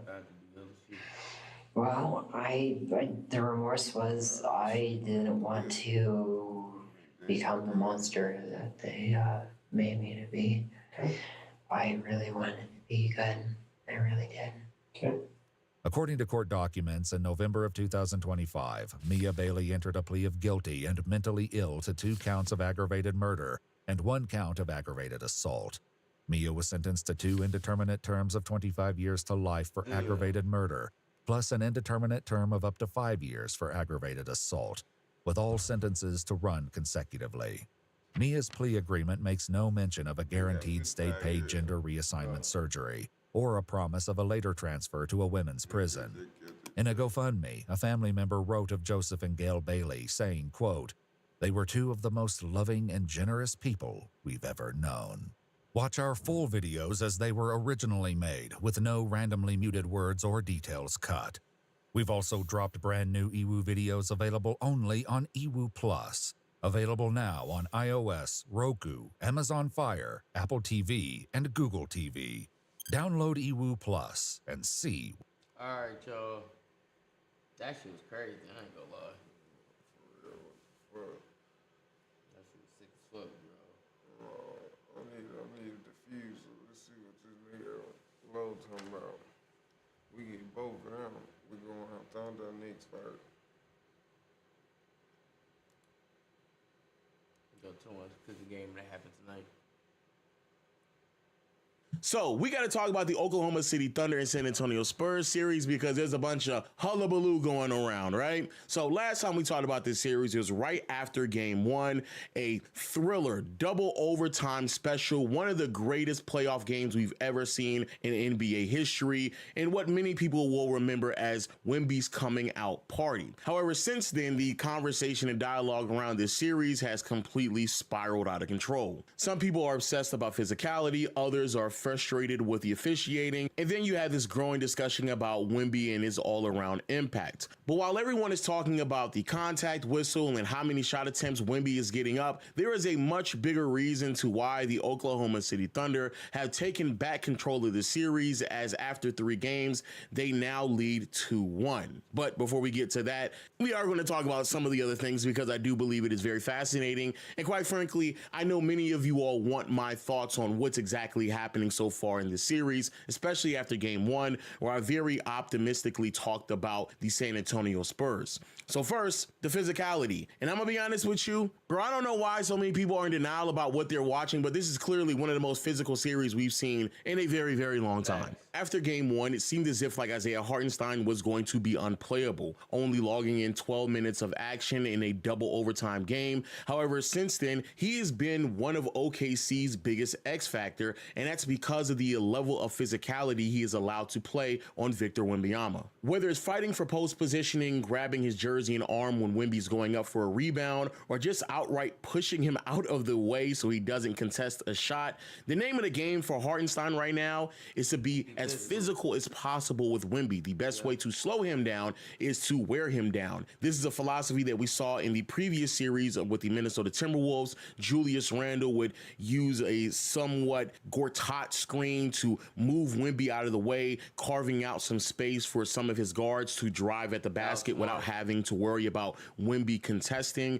And that same type of philosophy and physicality has been carried over into this series as well. Unfortunately, the result of that level of physicality not only was an elbow to Naz Reid from Wemby in frustration, but also a degree of physicality that has been adopted from other Spurs players in retaliation, such as Stephon Castle and Dylan Harper, that has now resulted in Shea basically getting mauled and grabbed before he could even touch the ball as well. And I'm gonna just be honest with y'all, between Wemby getting pushed around and grabbed and Shea being just like torso just getting pulled and a bunch of other physical play from like Lou Dort and Caruso, there's points in times in this series where I'm asking myself, bro, what sport am I watching? Because it's not basketball. This is clearly not basketball. And I'm gonna just be honest with you all as I continue to just kind of riff for a second. Bro, I am tired of people. Shaq and KG said that back in the day, like, because especially with KG, because he was a tall, skinny nigga, kind of like Wemby, right? Nigga, them big niggas, you try to be aggressive, nigga. One day you just gotta just get a nigga on one and just let him know, hey, bro, I'm a big like you a big, but nigga, I'm gonna do it again. So, but that's what made Draymond so like kind of, cause he's good at defense and shit, but he's undersized, and they used to try to overpower him when he had to show them niggas. Like Zach Randolph, bruh. Where's Zach Randolph, nigga? What he told DeMar, nigga, my hood bullies get bullied, nigga. I said, oh shit, y'all got Zeke started, nigga. Leave that nigga Zach Randolph alone, bro. But it go for the same for like Wemby. I feel like y'all they trying to do that to him because he's so tall and skinny, but not realizing if he really started just getting dumb aggressive too, might be. And then you got two big ass guards, Dylan Harper, Vassell, and Stephon Castle back down there, way bigger than the your two guards. So like you said, you just saw he said they pushing the fuck out of Shea. Yeah, we gonna make you feel it, nigga. If you gonna get it, you gonna have to earn these. Yeah, I mean, cause it's more about mentality than size. Like, cause you can be big, but if I'm tougher than you, it ain't gonna matter. I'm a bully regardless. Every time. So as long as Wemby mental stay tight, where he just like, man, this shit ain't phasing me, because that's what the physicality hit first. Cause you big, a nigga being physical with you ain't really fucking with your body. It's your mind. A nigga is embarrassing you, making you feel inadequate. Now you on your end fucking up. That's where you lose it, but that shit ain't gonna work on women. They can beat the shit out of him, but at the end of the day, as long as he's still confident, y'all still got guard me on the other side. Nah, cause there ain't nobody over here can really fuck with me. Yeah, so it's like, y'all can do that, but like you said, in retaliation, hey, bro, we got the bodies too. And we got the niggas to stay in front of the nigga to pull off the physical. Yeah, and if we really want to be super physical, we could put Biombo or Plumlee out here to really break. You know how they used to do back in the 90s? Because you can do this. You can go straight up, and you can body the nigga a little bit. Sometimes it's foul, but if you just straight up like this, and you just step into it, nigga, niggas ain't gonna be Iverson. Niggas ain't that tough nowadays. Yeah, I mean, he gonna make a couple of them circuit shots, but he gonna be the only nigga willing to go in there and do that. That ain't gonna be efficient enough. Cause you can't beat the niggas by yourself, but if you just stop going to the paint, or you the only one going to the paint, they done took away a whole piece of y'all game. A good piece. Now y'all gotta, man, you had it a out. burner. Yeah. But them threes ain't falling out. Neither one of these teams shoot threes that well. Dominator, what's up, fool? Yeah, but neither team shoot threes well enough to rely on that shit. So it's like, nigga, that's why I said earlier. I was like, man, Wemby just go to the get in position early, go to work early, and later in the game focus on defense. Yeah, because, I mean, they going to beat you up. It's going to be plays where they get the best of him. But that's where the confidence come in. I'm not going to stop. It's different if you stop me 7 out of the 10 times I did it. But if I take 30 shots, nigga, y'all got to stop me at least 20, 25 times. And y'all ain't did it yet. So it's like, y'all not going to stop me that many times. Like I said, they going to have plays where it worked. But you got to do this all game. And this is going to be fucked up for because your I'm not players. going to stop coming at y'all. And None of us. And guess what? We're going to foul a couple of y'all niggas out. So, yeah. That shit, that's why it's going down And like they that. can't foul Hartenstein now, because if they foul him out, then now OKC whole plan of being physical kind of don't mean shit, because the rest of your bigs ain't Chet not as big as Wemby, nigga. I can move Chet around. But that's where the ref come in. They letting them play. So shit, they probably like been a foul in the regular season. They just like, shit, go ahead. Do it, fuck it. Cause I mean, truth be told, yeah, a lot of these niggas would be in foul trouble or fouled out if they was calling it like they usually do in this series. But nah, they letting them play, so shit, fuck it. Get it. We gonna wrestle a little bit, that's what it is. But yeah, like I said, we doing this shit all game though. Don't take no quarter off or I'm on your ass. Soon as you feel like, oh, they ain't being physical, nigga, I'm getting extra physical. Fact. So I ain't mad at it, but shout out to Wemby and them young boys for trying to. Yeah, I don't give a fuck who y'all is, nigga. We gonna play too. Play the heart out. people acting as if like, oh, this is just playoff basketball. This is just normal. No, it is not. Stop acting as if like what we're seeing in this series is what's happening in the other series with the Cavaliers and Knicks. It's not the same thing. I just got done watching game 3 of that series, and there was a play where someone like pushed someone for a rebound, and in my mind, I'm like, that's clearly a foul. But if that would happen in the OKC and Spurs series, that would not have gotten called. So this idea that, oh, this is just playoff basketball, when every other series we've watched, it does not look like this. I don't know why we're sitting here lying to ourselves about it whatsoever. Like, stop it, bro. I have to go back and go into like mid-2000s Pistons and Pacers or 90s Knicks and Heat series for me to see this level of physical play on both sides. Like, we had to stop. Also, even though I do believe it is fair to say that Wemby in his first attempt as a postseason run, he's going to have to learn to play through contact. I also hate when people say all the other greats had to do it. Respectfully, Curry did get grabbed. LeBron did get hit over the head when he was driving to the basket. Same with Jordan. But I'm going to be honest with you, even when I go back and look at some of the 90s, because I saw Charles Barkley talking about, oh, I got kissed harder than this. Respectfully, Chuck, stop. I've seen some of your footage. No, there just is not anyone except for Shaq himself that is getting pushed and moved and dragged as often as Wemby, because it's not just happening offensively like it is for Curry and LeBron and for most stars. It's happening on both sides of the floor. They are literally spending energy, having an individual player use basically all of his fouls to not only prevent Wemby from scoring, but also prevent him from having any type of defensive impact. No one is not running around shoving Curry out of defensive stances. That's not happening. No one is going out of their way to grab Michael Jordan and preventing him consistently from grabbing a rebound, because he's normally not in that position in the first place. And so even though, yes, it is true, you normally would tell a star, oh, just play through contact. This is not normal contact. And again, I think Wemby still has to learn to do so, but I think it's disingenuous and, quite frankly, it is irresponsible to not accurately assess this similar to what we saw from Shaquille O'Neal, because that's what we're watching right now. It's a testament to how great he is, but we do need to be fair and honest about the level of physicality we're watching from Wemby or Wemby receive, because it's not normal. Which then brings us to the second talking point, and that's the officiating and flopping. Look, my stance is very simple, very dry, mundane. If you're going to allow them to be physical, then let them be physical. Don't call anything. I don't want to sit here and watch what happened in game 3 in particular in that third quarter, where it was like a 32-minute long third quarter. I don't want to see that. I think most people do not want to see it. And the reality is we're here now. So let them just play. And I don't even think Shea all around in terms of flopping has really been that bad, even though we'll talk about it later on in this segment. But what is much more frustrating to watch is that once the tone is set and we've all agreed that we're going to watch physical basketball for however many quarters a game is going to last, I don't want to see Lil Durk cartwheel over screens. I don't want to see Isaiah Joe flop and fall on the floor when somebody's just standing next to him. I don't want to see shooters lean into a defender and try to get a foul call. Crazy. And I even say this for the Spurs as well. I don't want to see Stephon Castle drive to the lane and shake his head and whiplash himself back and forth to try to get a call. I don't want to see that. Now, to be fair, most of these incidences are not being called as a foul, to be fair.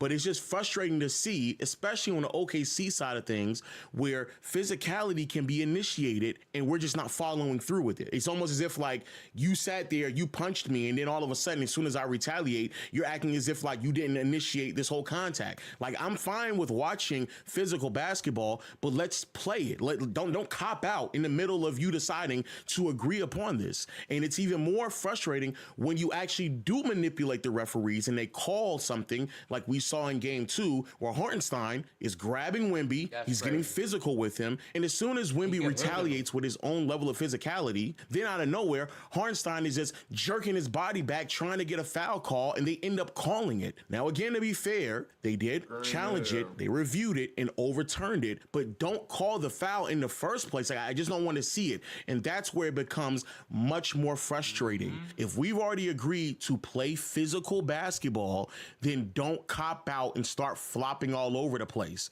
Which is why Shea and even Wemby has adopted this ideology as well. They've both started to flop even more as this series progressed. And honestly, I don't really blame them. Personally speaking, the reason why I'm not that vocal on flopping, and you can check some of my other videos about this as well, the reason why I'm not that critical of like great offensive players flopping is because majority of the time, they're actually getting fouled. And while defensive players are able to get away with a lot of illegal contact, especially in the playoffs, what ends up happening is the just natural impact that a great offensive player would normally have because they're better than the defender that's in front of them, it gets tapered. And so the only way that a great offensive player can continue to have that level of impact is if they can level the playing field a bit and make sure that the fouls that are actually occurring get called. And so, yes, the tumbling from Shea on the floor is frustrating. It's even more frustrating when there's just not a call at all. Or on the other side of the floor, Wemby's not getting any calls, and then all of a sudden you think you need to get the calls even though Wemby's not. Like, yes, that is frustrating,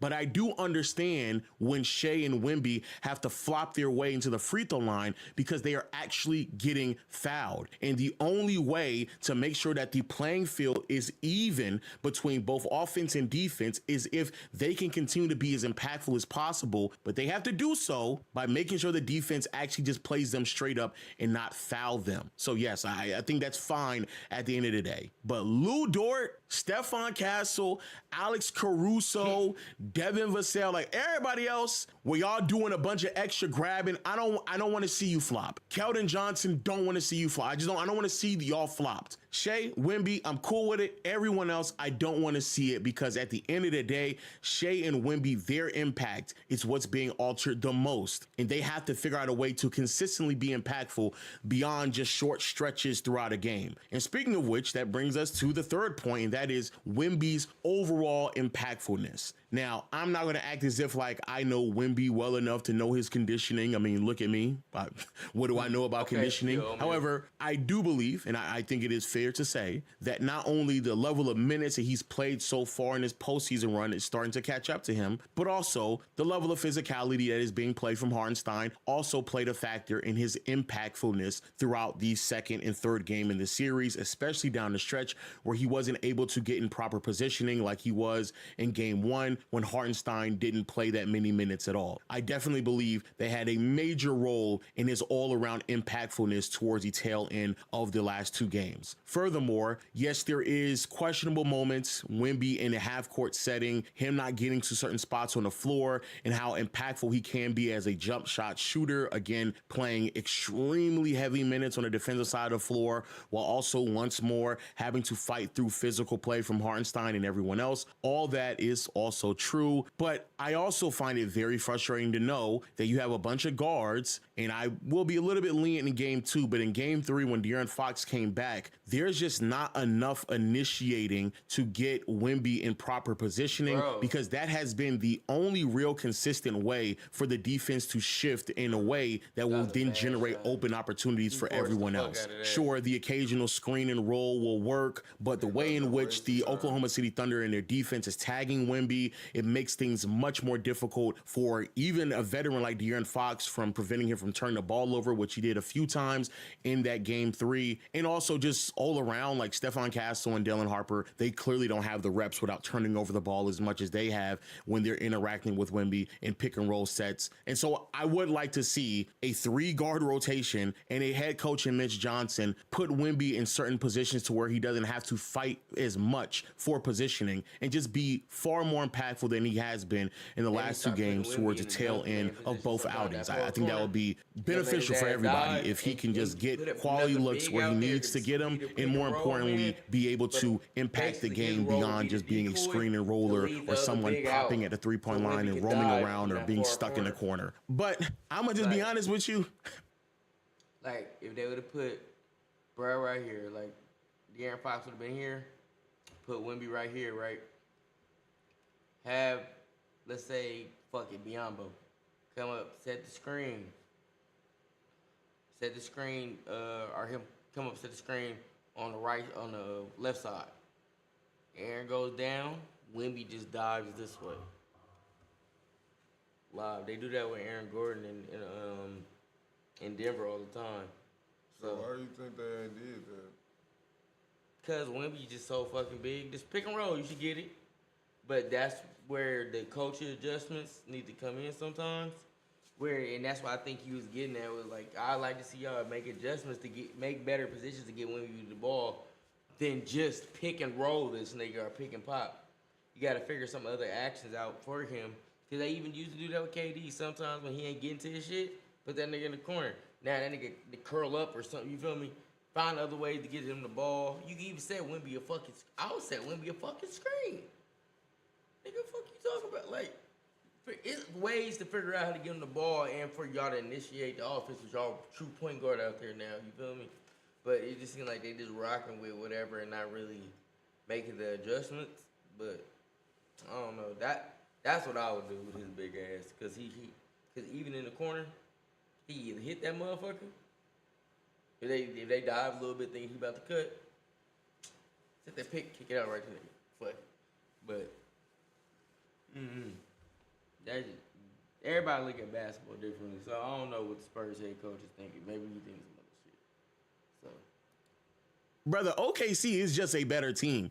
Like, I do see a lot of people focusing way too much on fouls and officiating and Wemby not getting certain touches. Like, there's a reason why all these things are occurring on the floor, and it's because OKC is the better team. And even though I do believe Wemby's ceiling is a massive X factor that the Thunder are going to have to overcome if they want to finish this series off, regardless if it's in 6 or 7 games, it doesn't really matter. They are still the better team. They execute far better than the San Antonio Spurs. They understand their positioning on the floor on both sides far better than the San Antonio Spurs. They're better coach and their superstar in Shea. He's just more equipped for postseason basketball, especially offensively, than Wemby is right now. The one thing that I have to give Mark Daigneault a lot of credit for is some of the rotations that he's using, smaller lineups, spacing out the floor, and in particular, the way in which he's moving shooters to cut across the lane that then causes some confusion and misunderstanding on who's supposed to pick up what assignment. I personally believe if you're Mitch Johnson, you don't have to always have Wemby guard the corners. There are multiple times where Lil Durk was on the floor way too often, and they got away with it just because Wemby by default is defending someone in the corner, and then there's situations where a shooter in the corner is now cutting across the lane. Wemby's trying to figure out, does he pick that player up? Another guard is trying to figure out, do they need to pick them up? Then they scramble, and then now you have a whole bunch of rotation happening, and Shea isn't really even making that many moves. Also, the double teaming of Shea has been, in my opinion, a bit too excessive, not only because Shea and his tough shot making hasn't been as consistent as I think the Thunder would like in this series, and because of that, there's a lot of scrambling to try to make up for that with some of the shooters on the team, and a lot of these players have really exceeded expectations. I mean, look at Alex Caruso shooting 61% from 3, Jalen Williams shooting 58% from 3, Cason Wallace 47%. Like, a lot of these players have really stepped up in response to Shea seeing a lot of aggressive double teams, and when that happens, I do believe that the Spurs have to kind of lay back on some of that doubling, and let's just see if Shea can beat them, because on open threes, they're just getting burnt over and over and over again. And it doesn't really matter if Wemby's on the floor or not. There's multiple times where Wemby is just not going to step that far removed from the basket to go contest the three-point shot, not only by design, because who would have thought like Caruso would be knocking down threes to this level, but also there's a lot of decoy play that's happening where certain shooters are elevating and then kind of switching and cutting around the lane to get Wemby removed from the basket. And once that action happens and he's occupied on another side of the floor, that's when some of the action can then follow up with an easy look to the basket. So there's a lot of things that is happening, player movement, a lot of big shots being made from players that normally don't shoot this well in the series. And so even when Shea isn't hitting his shots at any level of consistency, so far this series, he's only making 39% of his shots. His all-around playmaking, the level of attention that he's getting, he is leveraging that in ways that then justifies a lot of these players getting open looks, making them, and then also forcing the Spurs to make some really tough decisions. Even the zone that they're running isn't really working that often. There's multiple times where Caruso just knows that he needs to flash in the middle, get the ball, and immediately make a decision into number either a two, corner or someone Jalen at the rim Williams, throwing up a J-Dub, lob. he not Like even all of playing. those things They put got the the other Spurs at Jalen, such a the one disadvantage that look like to the Keith. point where even if you have Wemby on the floor, because how smart, educated, and Last well year, Future on the executed floor. this team is on that side, it's going to be really difficult to just say we're going to sell out on Shea and just call it a day. You're going to have to execute far better because that's what they're doing on the defensive side. And that is a far bigger reason why they are winning this series. Like at the end of the day, they are the better team. They execute better. They're probably better coached as well. Like there's a lot of things in which I may have undersold from better. OKC Better. side. They have much more ways to win basketball games than the Spurs do as well. But there are ways in which you can respond. But OKC, their ability for their non-shooters to all of a sudden turn into shooters, Shea's ability to properly read defenses, which is much more improved than it was in years prior, something we talked about towards the tail end of the season. And the defense is just still hellacious. Like they can just beat you by turning on the ball several different times. Personally, I don't think this series is going to end anytime soon. I think it's going to go to either a game 6 or a game 7. However, there is a path in which the Thunder don't lose another game and they wrap it up in 5. And if that happens, maybe not even that big of a surprise. I mean, they are, again, the better team. They just execute much better than San Antonio does. But hey, those are my thoughts. Please let me know yours in the comment section below. Also, if you want to watch this series alongside, Appreciate it, Lil. Playback looking at him. No, for real. It better be us in a few. Yeah, all right. You want to watch this one to the Knicks or not? Man, let's see what they say about that. They said too good. Pooter's too good. Pooter's too good. Neighbors from Hell. If you stop lighting fire, we're going to watch that after. Oh, spanking. 3-0. 3-0. Well, you tell whipped. What did James Harden do last game? I don't know if the Knicks. Hold on, Shaquille. Whatever we'll want to know. Do more, nigga. Lock in, nigga.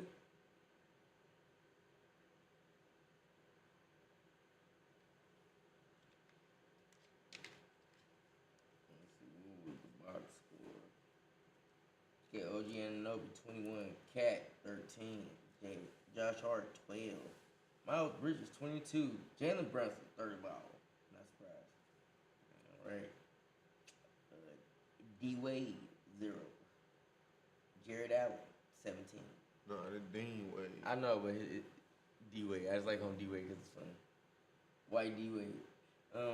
Evan Mobley 24, James Harden 19, Mitch 23. Them niggas can shoot it all. They miss hella threes. James Harden 1 for 7. Donovan Mitchell 3 of 10. Yeah, and James Harden had 6 turnovers, and Donovan Mitchell had 5. Again, that old way. Bro, that's 11 with just 2 guards. Max Strus had. Yeah, Evan Mobley had 5 turnovers too. Nigga, y'all had 16 turnovers, nigga. Goddamn. 16 to 14. All right, y'all still lost by fucking a lot. I mean, you can turn the ball over, but if that shit not turning into points, then nigga just lock in. But sound like the Knicks was scoring off they turnover. They was getting that shit transition. Way ball. Corner 3.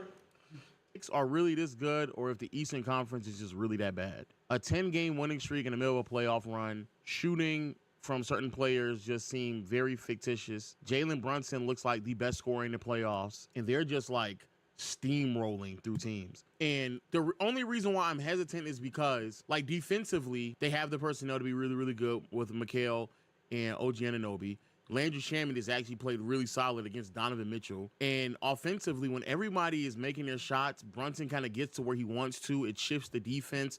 Ball movement is rotating. Mike Brown's ability to turn Towns into a point center has also helped as well. Move Jalen Brunson off the ball and get the ball kind of zipping around. Like, you're going to be that good offensively, and it's going to be really tough to beat them. I also kind of just know, like, the East is just so bad. Like, I don't want to take anything away from them at all. I really don't. but it's just hard for me to like try to materialize what I'm looking at right now. The team has an offensive rating of 123, and that's not including today. They have a net rating of nearly plus 19, bro. We are talking about, like, genuinely speaking, historic territory of just dominance. Like, there's just no way that a team should be performing at that level. And again, that's not including today. I don't know if I'm watching a historically great team, which I don't think that I am. I don't think that the Knicks are that good. But even if they're not that good, it's hard for me to try to put my finger on how good they are, because I just genuinely believe the East is that bad. The 2017 Warriors are like a plus 13. Like, that's what I'm saying. Like, we're talking about, nigga, a near plus 20 means that they're not only winning games, they are blowing the fucking doors off these teams, bro. Let me be clear. I'm not trying to take anything away from him. Brunson is playing out of his mind. There's shots that he's making where it don't even really matter, bro. Just basketball is played to a certain level that is ridiculous. I don't know. There's everything that indicates that this is a historically great team, that they're supposed to just be like amazing, but they're just not beating teams. They're like beating them by a very wide margin, and it's like not even remotely close. They've only lost 2 games, and they're probably only going to lose 2 games en route to the finals. 2 of those losses, or both of the losses, came in the first 3 games of the playoff run. And then after that, they just went, they're in the middle of a 10-game winning streak right now, bro. And matter of fact, let's take it a step forward. In the 9-game winning streak, not including today, do y'all see those numbers, bro? A 127 offensive rating, a defensive rating of 102, a plus 24 net rating. They are just dog walking teams, bro. Today as a team, they shot 56% from the field, 39% from behind the arc, and 89% from the free throw line. They just scored 121 points on 77 attempts. You know how crazy that is? 121 points on 77 shot attempts and 27 shots at the free throw line. Do y'all know how insane that is? Yeah, part of me is like, there's just no way that a team could ever be. What the fuck? Lil Durk was scared of King Von and he was jealous. He never fucked with Von. He was sneak dissing him in music too daily. They writing news that has nothing to do with me. We didn't even ask you, cuz. Be that good. It's not like it's not like it's just a Warriors where it's like KD, Curry, where you can just chalk it up to like they got so much talent. That's the reason why they beating teams. I just don't know. It's hard for me to put my finger on it, because shots are still being made regardless of how open they are. You still got to make your shots. But I know for a fact when I'm watching, and I even feel this way from an officiating standpoint, when I'm watching the other series, it just feels like I'm watching like 2 different leagues. Like, it is clearly just better defense, better talent. And to be fair as well, there's a lot of, lucky shot making going on over with OKC. Like, Caruso is just like knocking down shots that he normally probably wouldn't make. I don't know. And again, I see a lot of people saying, I'm hating. I hear what y'all saying. I just want y'all to understand, like, the conclusion, what the numbers are telling us. It may sound like I'm hating, but you would have to tell me how the fuck is this possible? Do you understand how crazy it is for you to have a plus 24 net rating? Do you know how insane that is? 49% from OG Anunoby from 3, 40 from Mikal, 46 for Towns, 41 for Miles McBride, 50 for Landry Shamet, nigga, 47 for Jose Alvarado. Nigga, look at that, and that's not including Brunson, who's doing the ball handling duties. Like, at any point, they can just put a bunch of 40% three-point shooters or better around Jalen Brunson. Like, that is crazy. I want to say this. The Knicks are going to go to the finals. I think that's a foregone conclusion at this point. But when the Knicks go to the finals, I do think that it is going to be very interesting to see how they match up with whatever team comes out the West, because I'm going to tell y'all right now, if the Knicks go to the finals and they are dominating the way in which they have been dominating so far, but then they go to the finals and they start losing games, respectfully, and I do mean respectfully, we need to just nuke the conference. There will be absolutely no way imaginable that the Knicks are ice skating through the Eastern Conference, and if they get to the West, and like if they end up losing, I don't think they're gonna get swept, but if they end up losing in 5, and it's like a definitive 5, brother, we're gonna have to get rid of the conference, bro. I do think the Spurs are a more winnable series, but OKC matchups with them too well. I just look at those matchups. To the Knicks, this is your year. I'm happy y'all are taking advantage of it, and I want you all to bask in every amount of success that you want to, regardless of how much it may be inflated due to the conference. I don't really care too much about that in terms of celebrating your success. But I do think it will be interesting, and I do think it'll be very important to highlight how different the conference will end up being if the Knicks look this good. And people need to understand, this is not normal. Beating team by 20 plus points on average, that's not normal. Like, they are lapping teams in route to beating them. That's not normal.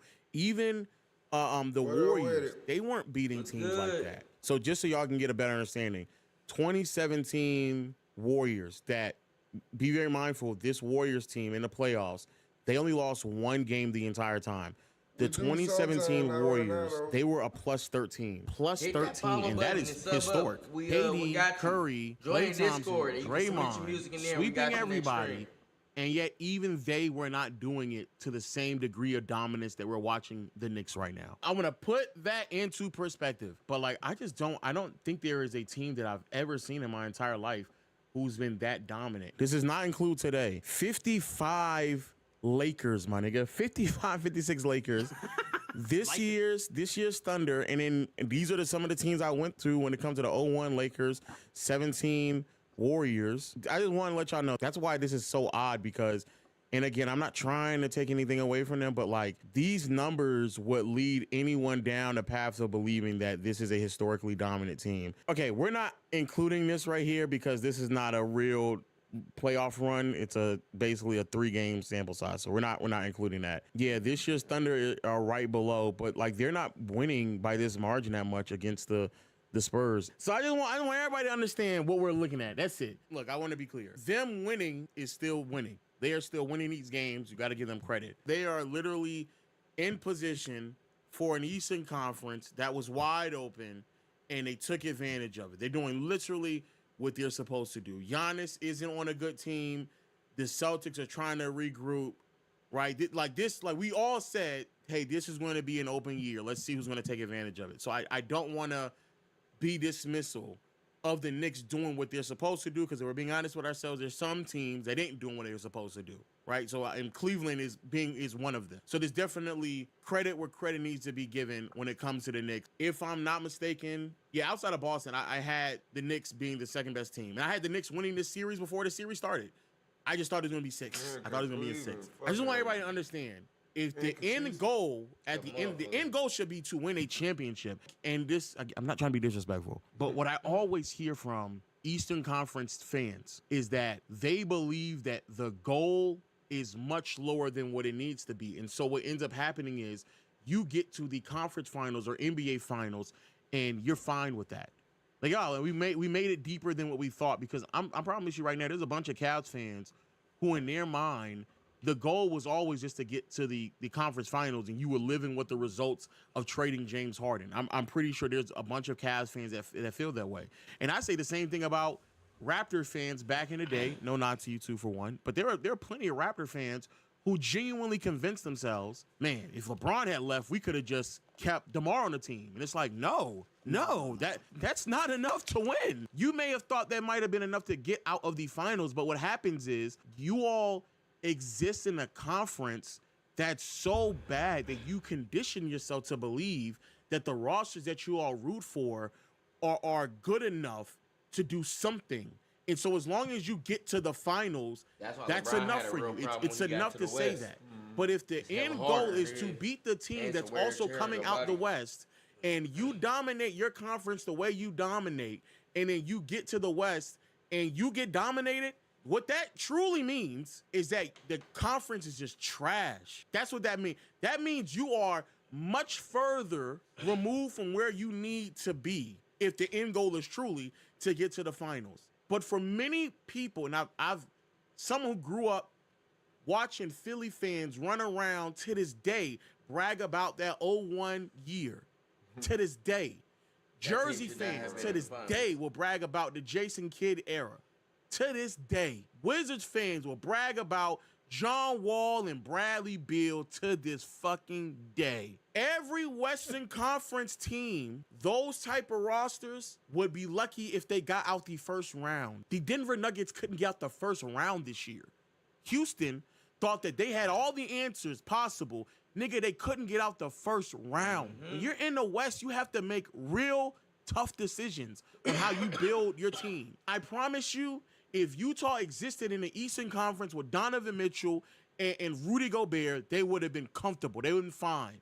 When you're in the West and you got top seeds and you still can't present yourself in the conference finals, you have to make very legitimate and real decisions because that's how tough the conference is. OKC had Paul George and Russ. They had to make a decision. They literally had no other choice. And so that is the difference. And so Cleveland might go next year with the exact same core. Any rational general manager in the West would tell themselves, we got to blow it up. Bro, they're about to be a repeater team in the second apron. No way they're keeping the same core. No way. There's a team in the Eastern Conference that spent $200 million on this roster. Again, I'm getting too deep into what I'm trying to say. But what I'm saying is, in the East, you can tell yourselves, hey, we got to the conference finals. Let's run it back. That's what I'm saying. The problem is that a lot of these teams in the East are going to convince themselves that this year was a success, despite that we all knew in the beginning, before the season began, that the East was wide open. So now everyone can delusionally look at this season in a vacuum. Orlando did the same thing last year. Orlando gave up 5 picks for Desmond Bain. That's the shit I be talking about. Like, think how crazy that is. I gave up a boatload of draft capital for Desmond Bain. Shit like that. Only and let me be clear. The Knicks trading all that draft capital for Mikal Bridges makes more sense because they can legitimately convince themselves that they are a Mikal Bridges away from actually winning, right? So I don't have no problem with you making that type of commitment when you may feel like once we sign OG, we can now have Mikal, Brunson taking a pay cut. We upgraded from, like, they did so many other things to where the Mikal doesn't really mean he's not that crazy. Nigga, they still have Suggs at point. No shooting around this nigga Paolo. We don't know if Ben Carroll is an actual franchise star, and yet they still said, I need more of that. Matter of fact, I'm going to give up draft picks for Desmond Bain to be on my team.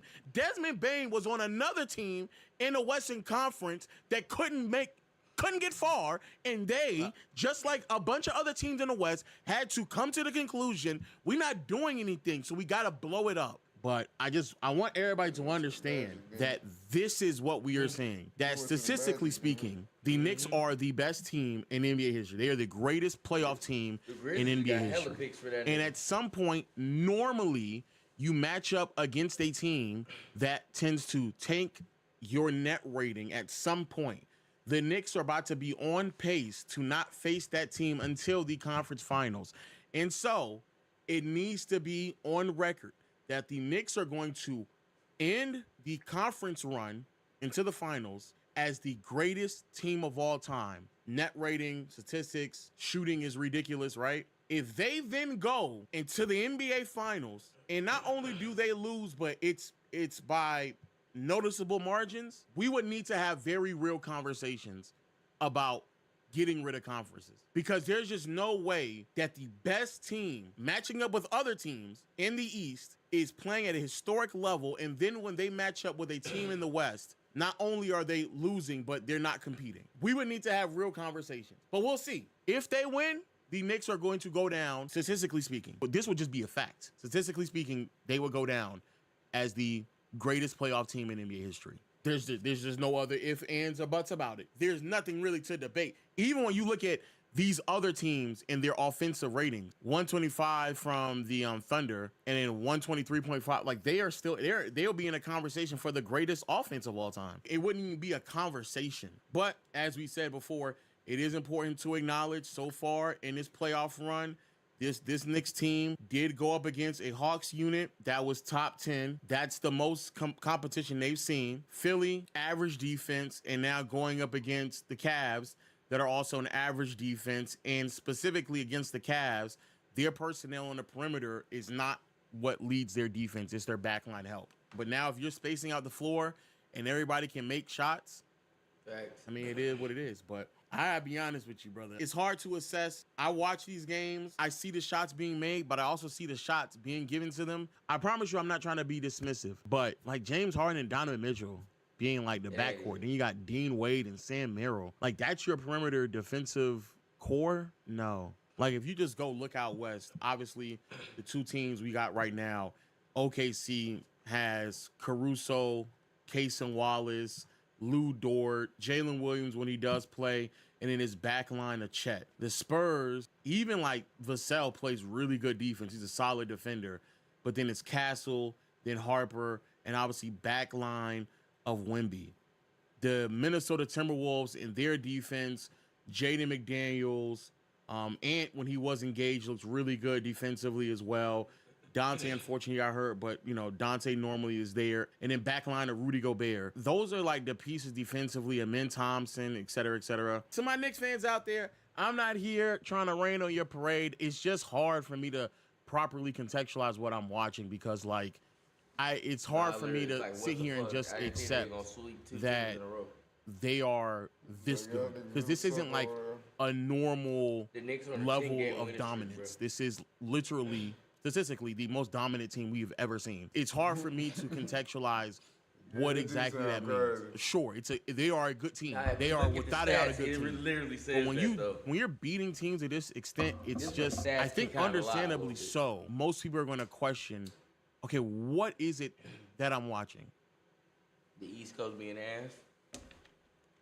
You can literally just say they're the best Eastern Conference team ever in the playoffs. But that's fucked up because that's really equate to the eras. Because the East Coast back in the 90s, in the early 2000s, like before like 07, before like 08 really, was really, or 09. Because 09, that's when it's like kind of stopped being dumbass competitive. But it's just off of the stats. Because if they got the stats, you got to give them something. But I can't give them the whole thing because they only playing Eastern Conference teams. And it was crazy. Their Eastern Conference ain't really good. Yeah, so that's the thing. It's just like they basically suffering from success because they so much better than their competition. It's not their fault, but it is what it is. The niggas you playing, they don't really suck though. That's the thing about Cleveland. They actually is a good team. They underperforming. So it's like, that's what really get taken into account. Like, do teams really be sorry they make it far in the playoffs? It's like, nigga, they made it here for a reason. But they played another team that made it here for a reason. And it's like, one of us gotta lose, my nigga, but when you underperform, you don't just lose, you get the shit beat out of you. And that's what's happening. Especially when you barely made it through the first two rounds. That's what I'm saying. Y'all really been underperforming the whole time, but the people y'all played been underperforming as well. But the Knicks, not. So that's why it's just looking so bad. Cause shit, they the only niggas playing how they supposed to be playing. But everybody else just as good. But they underperforming. So I don't really be feeling like they should be, like the East ain't weak. These niggas is underperforming, bro. Like, straight up, because the NBA is full of hooping ass niggas on both sides. Like, the Western Conference is not just magically better, but these niggas it's something about the East. These niggas do get in the playoffs and just be like, man, well, fuck it. It's there to, like, it be in, like, it's part of a script for real, where it's like, y'all niggas get to the playoff and y'all get a certain amount of bread to just slack off. It's like, bruh, all y'all niggas just get to the playoffs and kind of just be like, and then one team or two teams just running through, but then they get to the West team. The thing is about most of the time when the East Coast teams play the West teams in the regular season, they get their ass beat. And it's been like that really for like the past 15 years. Like even when Kobe and Steve Nash and the West was packed, remember it was like the wild run in the West to see who was racing. Because if remember, everybody was like 55 games plus that made 1 through 8, and if you lost the game, it could send you down 3 spots. And they were saying that why the East can't be like that, but the East never had that type of competition. Maybe the first 4 teams, maybe like Cleveland, Celtics, Orlando. And then who they had after that? Yeah, because it's really, I mean, that's really all you need for a good playoff series. It's only 8 seeds. So if half the teams is juggernauts, we can make a game out because y'all going to, depending on the seed, we might have, you know, if y'all good, nigga, 1 and 8 not going to play each other cool. 2 and so it's 1, 8, 2, 7, 3, yeah, like that. So it's like. But what be fucked up, the matchups, the 1, 2, and the 3 seeds do so much better than the seeds they're playing. It's just like then it'd be a 5-1 or just a sweep where everybody. Well, that's cool if, cause long as the Body was good. What up with it? Long as the juggernaut step up, once we do meet each other, that's when we can really see how good it is, cause it's back and forth. We ain't had no series like this on that side at no point, even though we ain't really had no series like this before them, but that's what I'm saying. All you need is one. But long as the teams as good as fuck, like we all expected them to be playing each other. Who the fuck we had on the East like that? We know I can't wait till that matchup between such. I ain't heard shit about none of that niggas. They just over there hooping. Like nigga, it really wasn't no matchup nobody was looking forward to for real. The Knicks is the biggest surprise, just watching them beat the shit out of everybody. Remember I was saying before at the beginning of the play, I was like, the Knicks can probably do it, because I was like, them niggas they probably got the most chemistry out the East. Yeah, I told long that boy, step over, don't be no hoe or nothing, or blow the game, because really it seemed like he's just been, you know, playing a really specific role. Like, he ain't had no game where he done went out for 25, 30. No, but they was saying he been doing like Draymond shit. He be getting like 13, 7, and 10. Yeah, because that's probably what the coach told the niggas to do. Like, we don't need you to do all that. Just, you know what I'm saying? Flow of the game, nigga. Mm-hmm. Aggressiveness. Yeah, and if you get it, go good. If not, find an open teammate, nigga. No, but it's working though. Yeah, because it's all of them. I told they like staggering points. Like, yeah, because I said, as long as Jalen Brunson ain't trying to beat niggas by himself, they hooping. But like Lo said, it's really when they play the Western team when we really can see if they hooping. Because these niggas over there hooping like they got paid to not hoop. Bro, and in the West Coast, them niggas is fighting for their lives over there. Man, last two teams, girl. They last two teams for a reason. I don't know why the fuck the Cleveland Cavaliers one of the last two teams. Because they ain't playing like they want to go to the finals. At all. Shout out James Harden. Shout to James.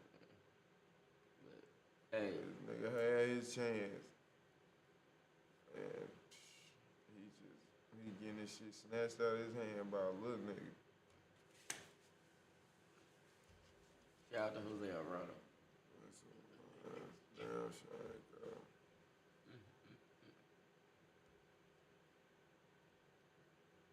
Alright, where we going with this?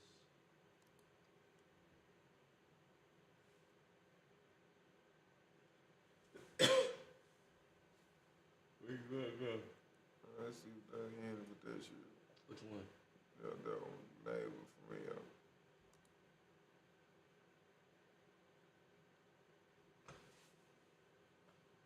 Niggas must think arson ain't a crime or something. So you shouldn't be burning right now? I can't hear. You need to leave the property right now. That's okay, so you're burning. You're not supposed to be burning though. There's village ordinances that prohibit that. So do you have a permit for that? I understood a word you said. Now leave the property. Bruh. 207, I'll take a second. We're not going to play around here. Okay. Sir, what's in the bag? Leave the property. Okay, that's not how this works. Now. Okay, sir. Now. You need to relax. Now. What's in the bag? Leave. What's in the bag? Have your chief of police give me a call. You know who I am. Get off the property. No, I don't know who you are. Call. Put the bag down. I'm the owner. Get off my 207, 209, step it up. I am the owner. Put the bag Get down. off my property. Sir? Don't you dare. You will die if you... Damn. Stop! Put your hands up! 207, I think he's got a 32. He's showing me a CCW permit.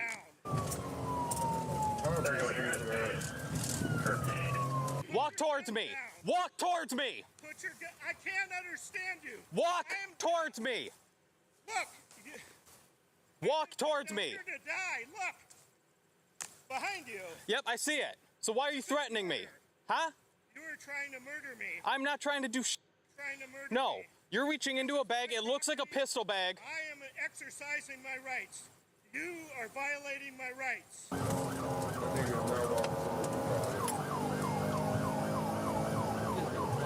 I have constitutional rights that you are intentionally Okay, violating. I don't care about that. Walk towards me. We will figure it out. My constitutional rights. I cannot hear you. Those people see what you're doing. Walk towards the sound of my voice. Understand you.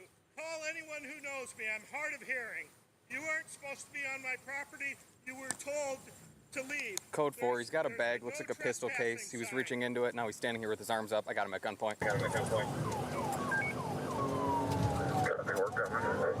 a no trespassing sign. You're trespassing. You're trespassing, and you're deadly threatening Shut your me. ass. Okay. Walk towards me. You have nothing. You have no right to be here. I do. That sign means you. You are to leave my property. You are to leave my property now. You are to leave my property now. No, we're not. We're past that. We're past that.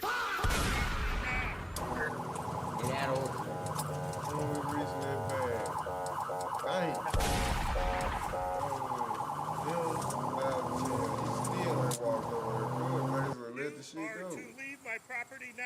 You are to leave my property now. Just stay right there then. I went in my pocket for my ID. If you want identification, get off my property. That's not how this works. Oh boy. You're going to be looking for a new job after this. You're going to be looking for a new job after this. You are definitely going to be looking for a new job after this. Do you understand why I'm here? My property. No. Right now. Do you understand why I'm here? Right now. Right now. My damn, where is y'all coming from? Yeah, I think we're driving dumb ass. Way down far as hell from each other, bro. I have a right to exercise my rights, and you do not have a right to take my rights from me. You've got. He the only nigga that responded. Take a step. Take a step to your left. I can't understand what you're saying. You're putting a laser in my eye. I don't have a laser on this gun. None of the commands, but he responds to everything else. Get away from me. Get away from me. Ask anyone. I'm hard of hearing. He got his hands Get away down. from me. Get away. You're on my property. You're trespassing. Call the police. This man is trespassing on The my police are already here. See the sign. Call the police. Call 911 and get this man off my property. He's probably not even a real policeman. I promise you I am. My property right now. I am the owner. Get off my property. I have no idea anything you've said. I'm hard of hearing. Okay. Virtually deaf. Get off my property. Then walk towards me. My property. Walk towards me. My property. Get off my property now. You're probably overheated from the fire. Step away from the fire. Don't be a moron. 207, just 43. I'm code 4 at the moment. Still holding him at gunpoint. He's refusing to obey orders. Sir, That's like white privilege. there is no laser. I don't know why you think there's a laser. Nigga, man, bow, bow, bow. Against Pleasant Prairie. You're going to be the next one. The fact that he walking around. Sir, walk towards me. After grabbing a bag that said looked like a pistol bag. Property. Get off my property. Get off my property. Get off He my told him property. stay Get right off there, my man, turn property. and walk Get back off my to him. property. Get off my He got property. That's not how this works. Go call my. There's a phone. It is how it works. You working, you fall. 207, he's saying he's hard of hearing, but he's distanced himself at least 6 feet from the bag. I'm jealous. They called me home. I'm coming home.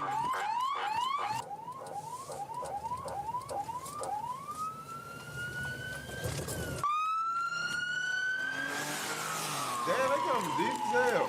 Get down on the ground. Get on the ground. Get on the ground. Get on the ground. He get fired up now. He Do ain't not born. move. I don't know what what you're saying. Obviously, you can hear me. Do not move. Identification in my pocket. About 70 feet west of Lakeshore, south of my squad. 207 have got him proned out on the ground. 207 have got him proned out on the ground. 207, I got him thrown down on the ground.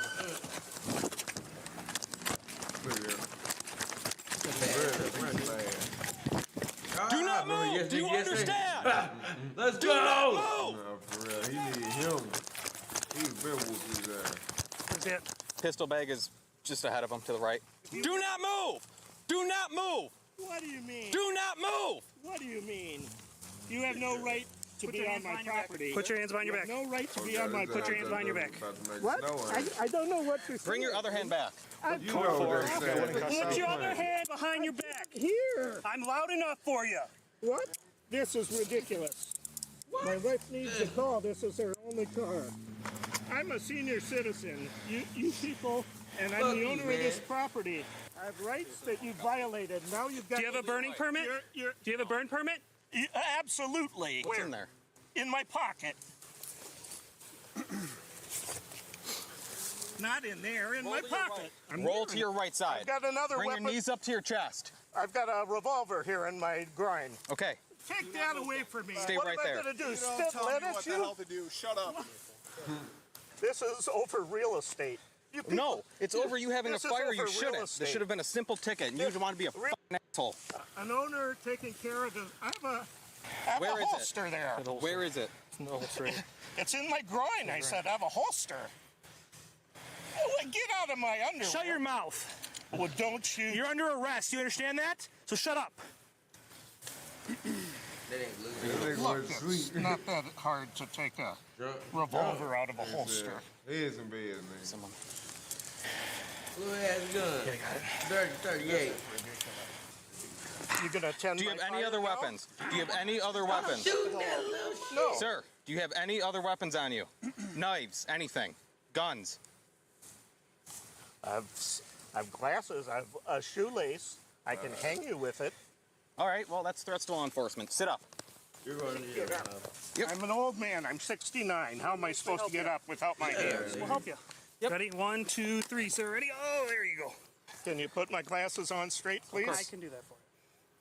This officer was repeatedly told to leave my property. You're all trespassing and you're conspiring. When there's a fire, there's a public safety concern. For who? I'm here. I'm taking care of it. Your neighbors called this. We didn't just I don't randomly show care. up. I So don't we're care. going to come and talk to you about it. There hasn't been any fire come off this lot. It doesn't matter. If there's a Yes, fire, it does. Yes, it does. I don't we're care. gonna come and talk to you about it. There hasn't been any fire come off this lot. Do you understand how close you came to almost getting f***ing shot?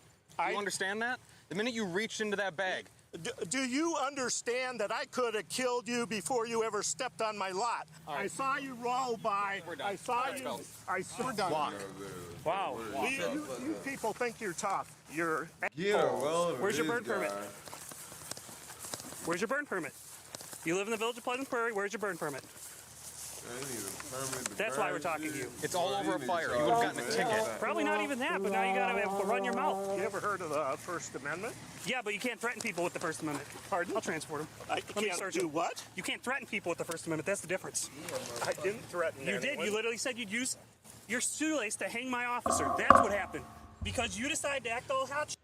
That's what happened. Yeah, where? Stop. Don't even turn around like this. Stop. If you hurt me in the least, you're done. You're off the force. Step back.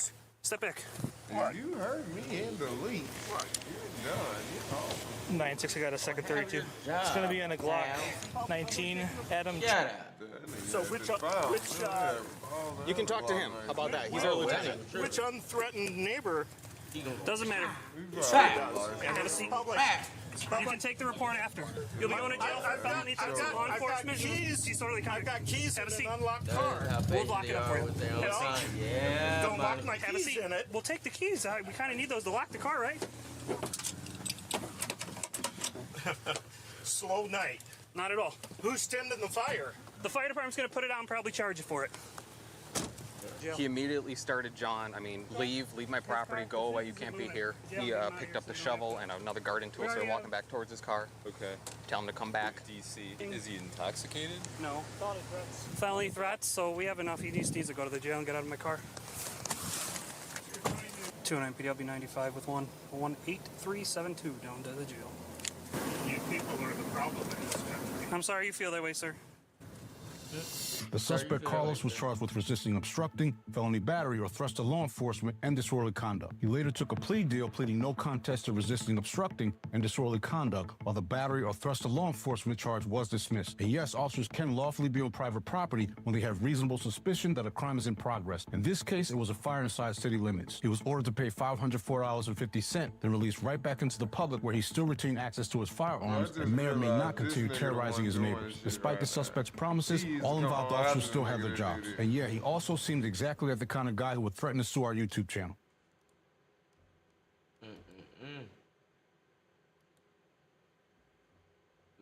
Channel good. Alright, y'all. That was Real Honesty Reactions for tonight. We about to get up off of here, but we'll be back tomorrow, mañana. So yeah, we probably play some video games or something. We got Forza, the new Forza shit. You might play that or something. Shit, I don't know. We'll be on here though. Just beat it. Just beat it. Just beat it. Just beat it. Shout out Michael Jackson, R.I.P. R.I.P. Mike Jack, man. But yeah, y'all, we'll see y'all tomorrow. We'll be on here. Join the Discord, all that fly shit. Follow us on Instagram, The Real Honesty Podcast. See ya. Wouldn't want to be ya. Peace out, niggas. Don't end up on Midwest Safety or Red Tree Crime. We'll see y'all tomorrow. Peace out. Have a great fucking night. Get the money, make it flip. Yes, I got a stack now. You know I had to call a play, score a winning touchdown. Can't hear no hating ass nigga in the background. Every time a nigga start hating, wanna act loud. Get the money, make it flip. Yes, I got a stack now. You know I had to call a play, score a winning touchdown. Can't hear no hating ass nigga in the background. Every time a nigga start hating, wanna act loud. Everybody got something to say in the background. Niggas throw rocks and hide their hands, they ain't tough now. Kobe in the clutch every time they wanna act foul. Exotic weeds, out of packs, only smoking on loud. Go to Vegas, catch a flight, nigga, I put my feet up. Sliding down the strip, nigga, throwing threes and peas up. Out with my bitch and she swear I'm doing 3 months. You gotta be this way when you tryna run some ends up. Driving like a storm, had the Charlie burnt her whole clutch. Yellow coupe in the sun, nigga, I'm tryna turn up. Hit her engine growling every corner when I pull up. Slapping Mary Dre in the whip, tryna go down. Get the money, make it flip, yes, I got a stack now. You know I had to call a play, score a winning touchdown. Can't hear no hating ass nigga in the background. Every time a nigga start hating, wanna act loud. Get the money, make it flip, yes, I got a stack now. You know I had to call a play, score a winning touchdown. Can't hear no hating ass nigga in the background. Every time a nigga start hating, wanna act loud. You a hating ass nigga, why you mad at the bitch? Go outside about a bitch, cause she choosing the shit. Ay, what that mean, nigga? Watch how you choosing the bitch, end up losing the bitch. Now you boo-hooing shit. Ay, what that mean, nigga? Green ass, trick off, crying ass. Where you going off, stalking ass nigga with your talking ass? I'm a walking ass, standing on 10 ass nigga. L's gon' come, count the wins, little nigga. Ay, yup, point is, running to the ceiling. Hit the hoe, split the hoe, stay up at your feelings. If you get it, you get it. Dream chasing, I don't want no dealings. Get the money, make it flip, yes, I got a stack now. You know I had to call a play, score a winning touchdown. Can't hear no hating ass nigga in the background. Every time a nigga start hating, wanna act loud. Get the money, make it flip, yes, I got a stack now. You know I had to call a play, score a winning touchdown. Can't hear no hating ass nigga in the background. Every time a nigga start hating, wanna act loud.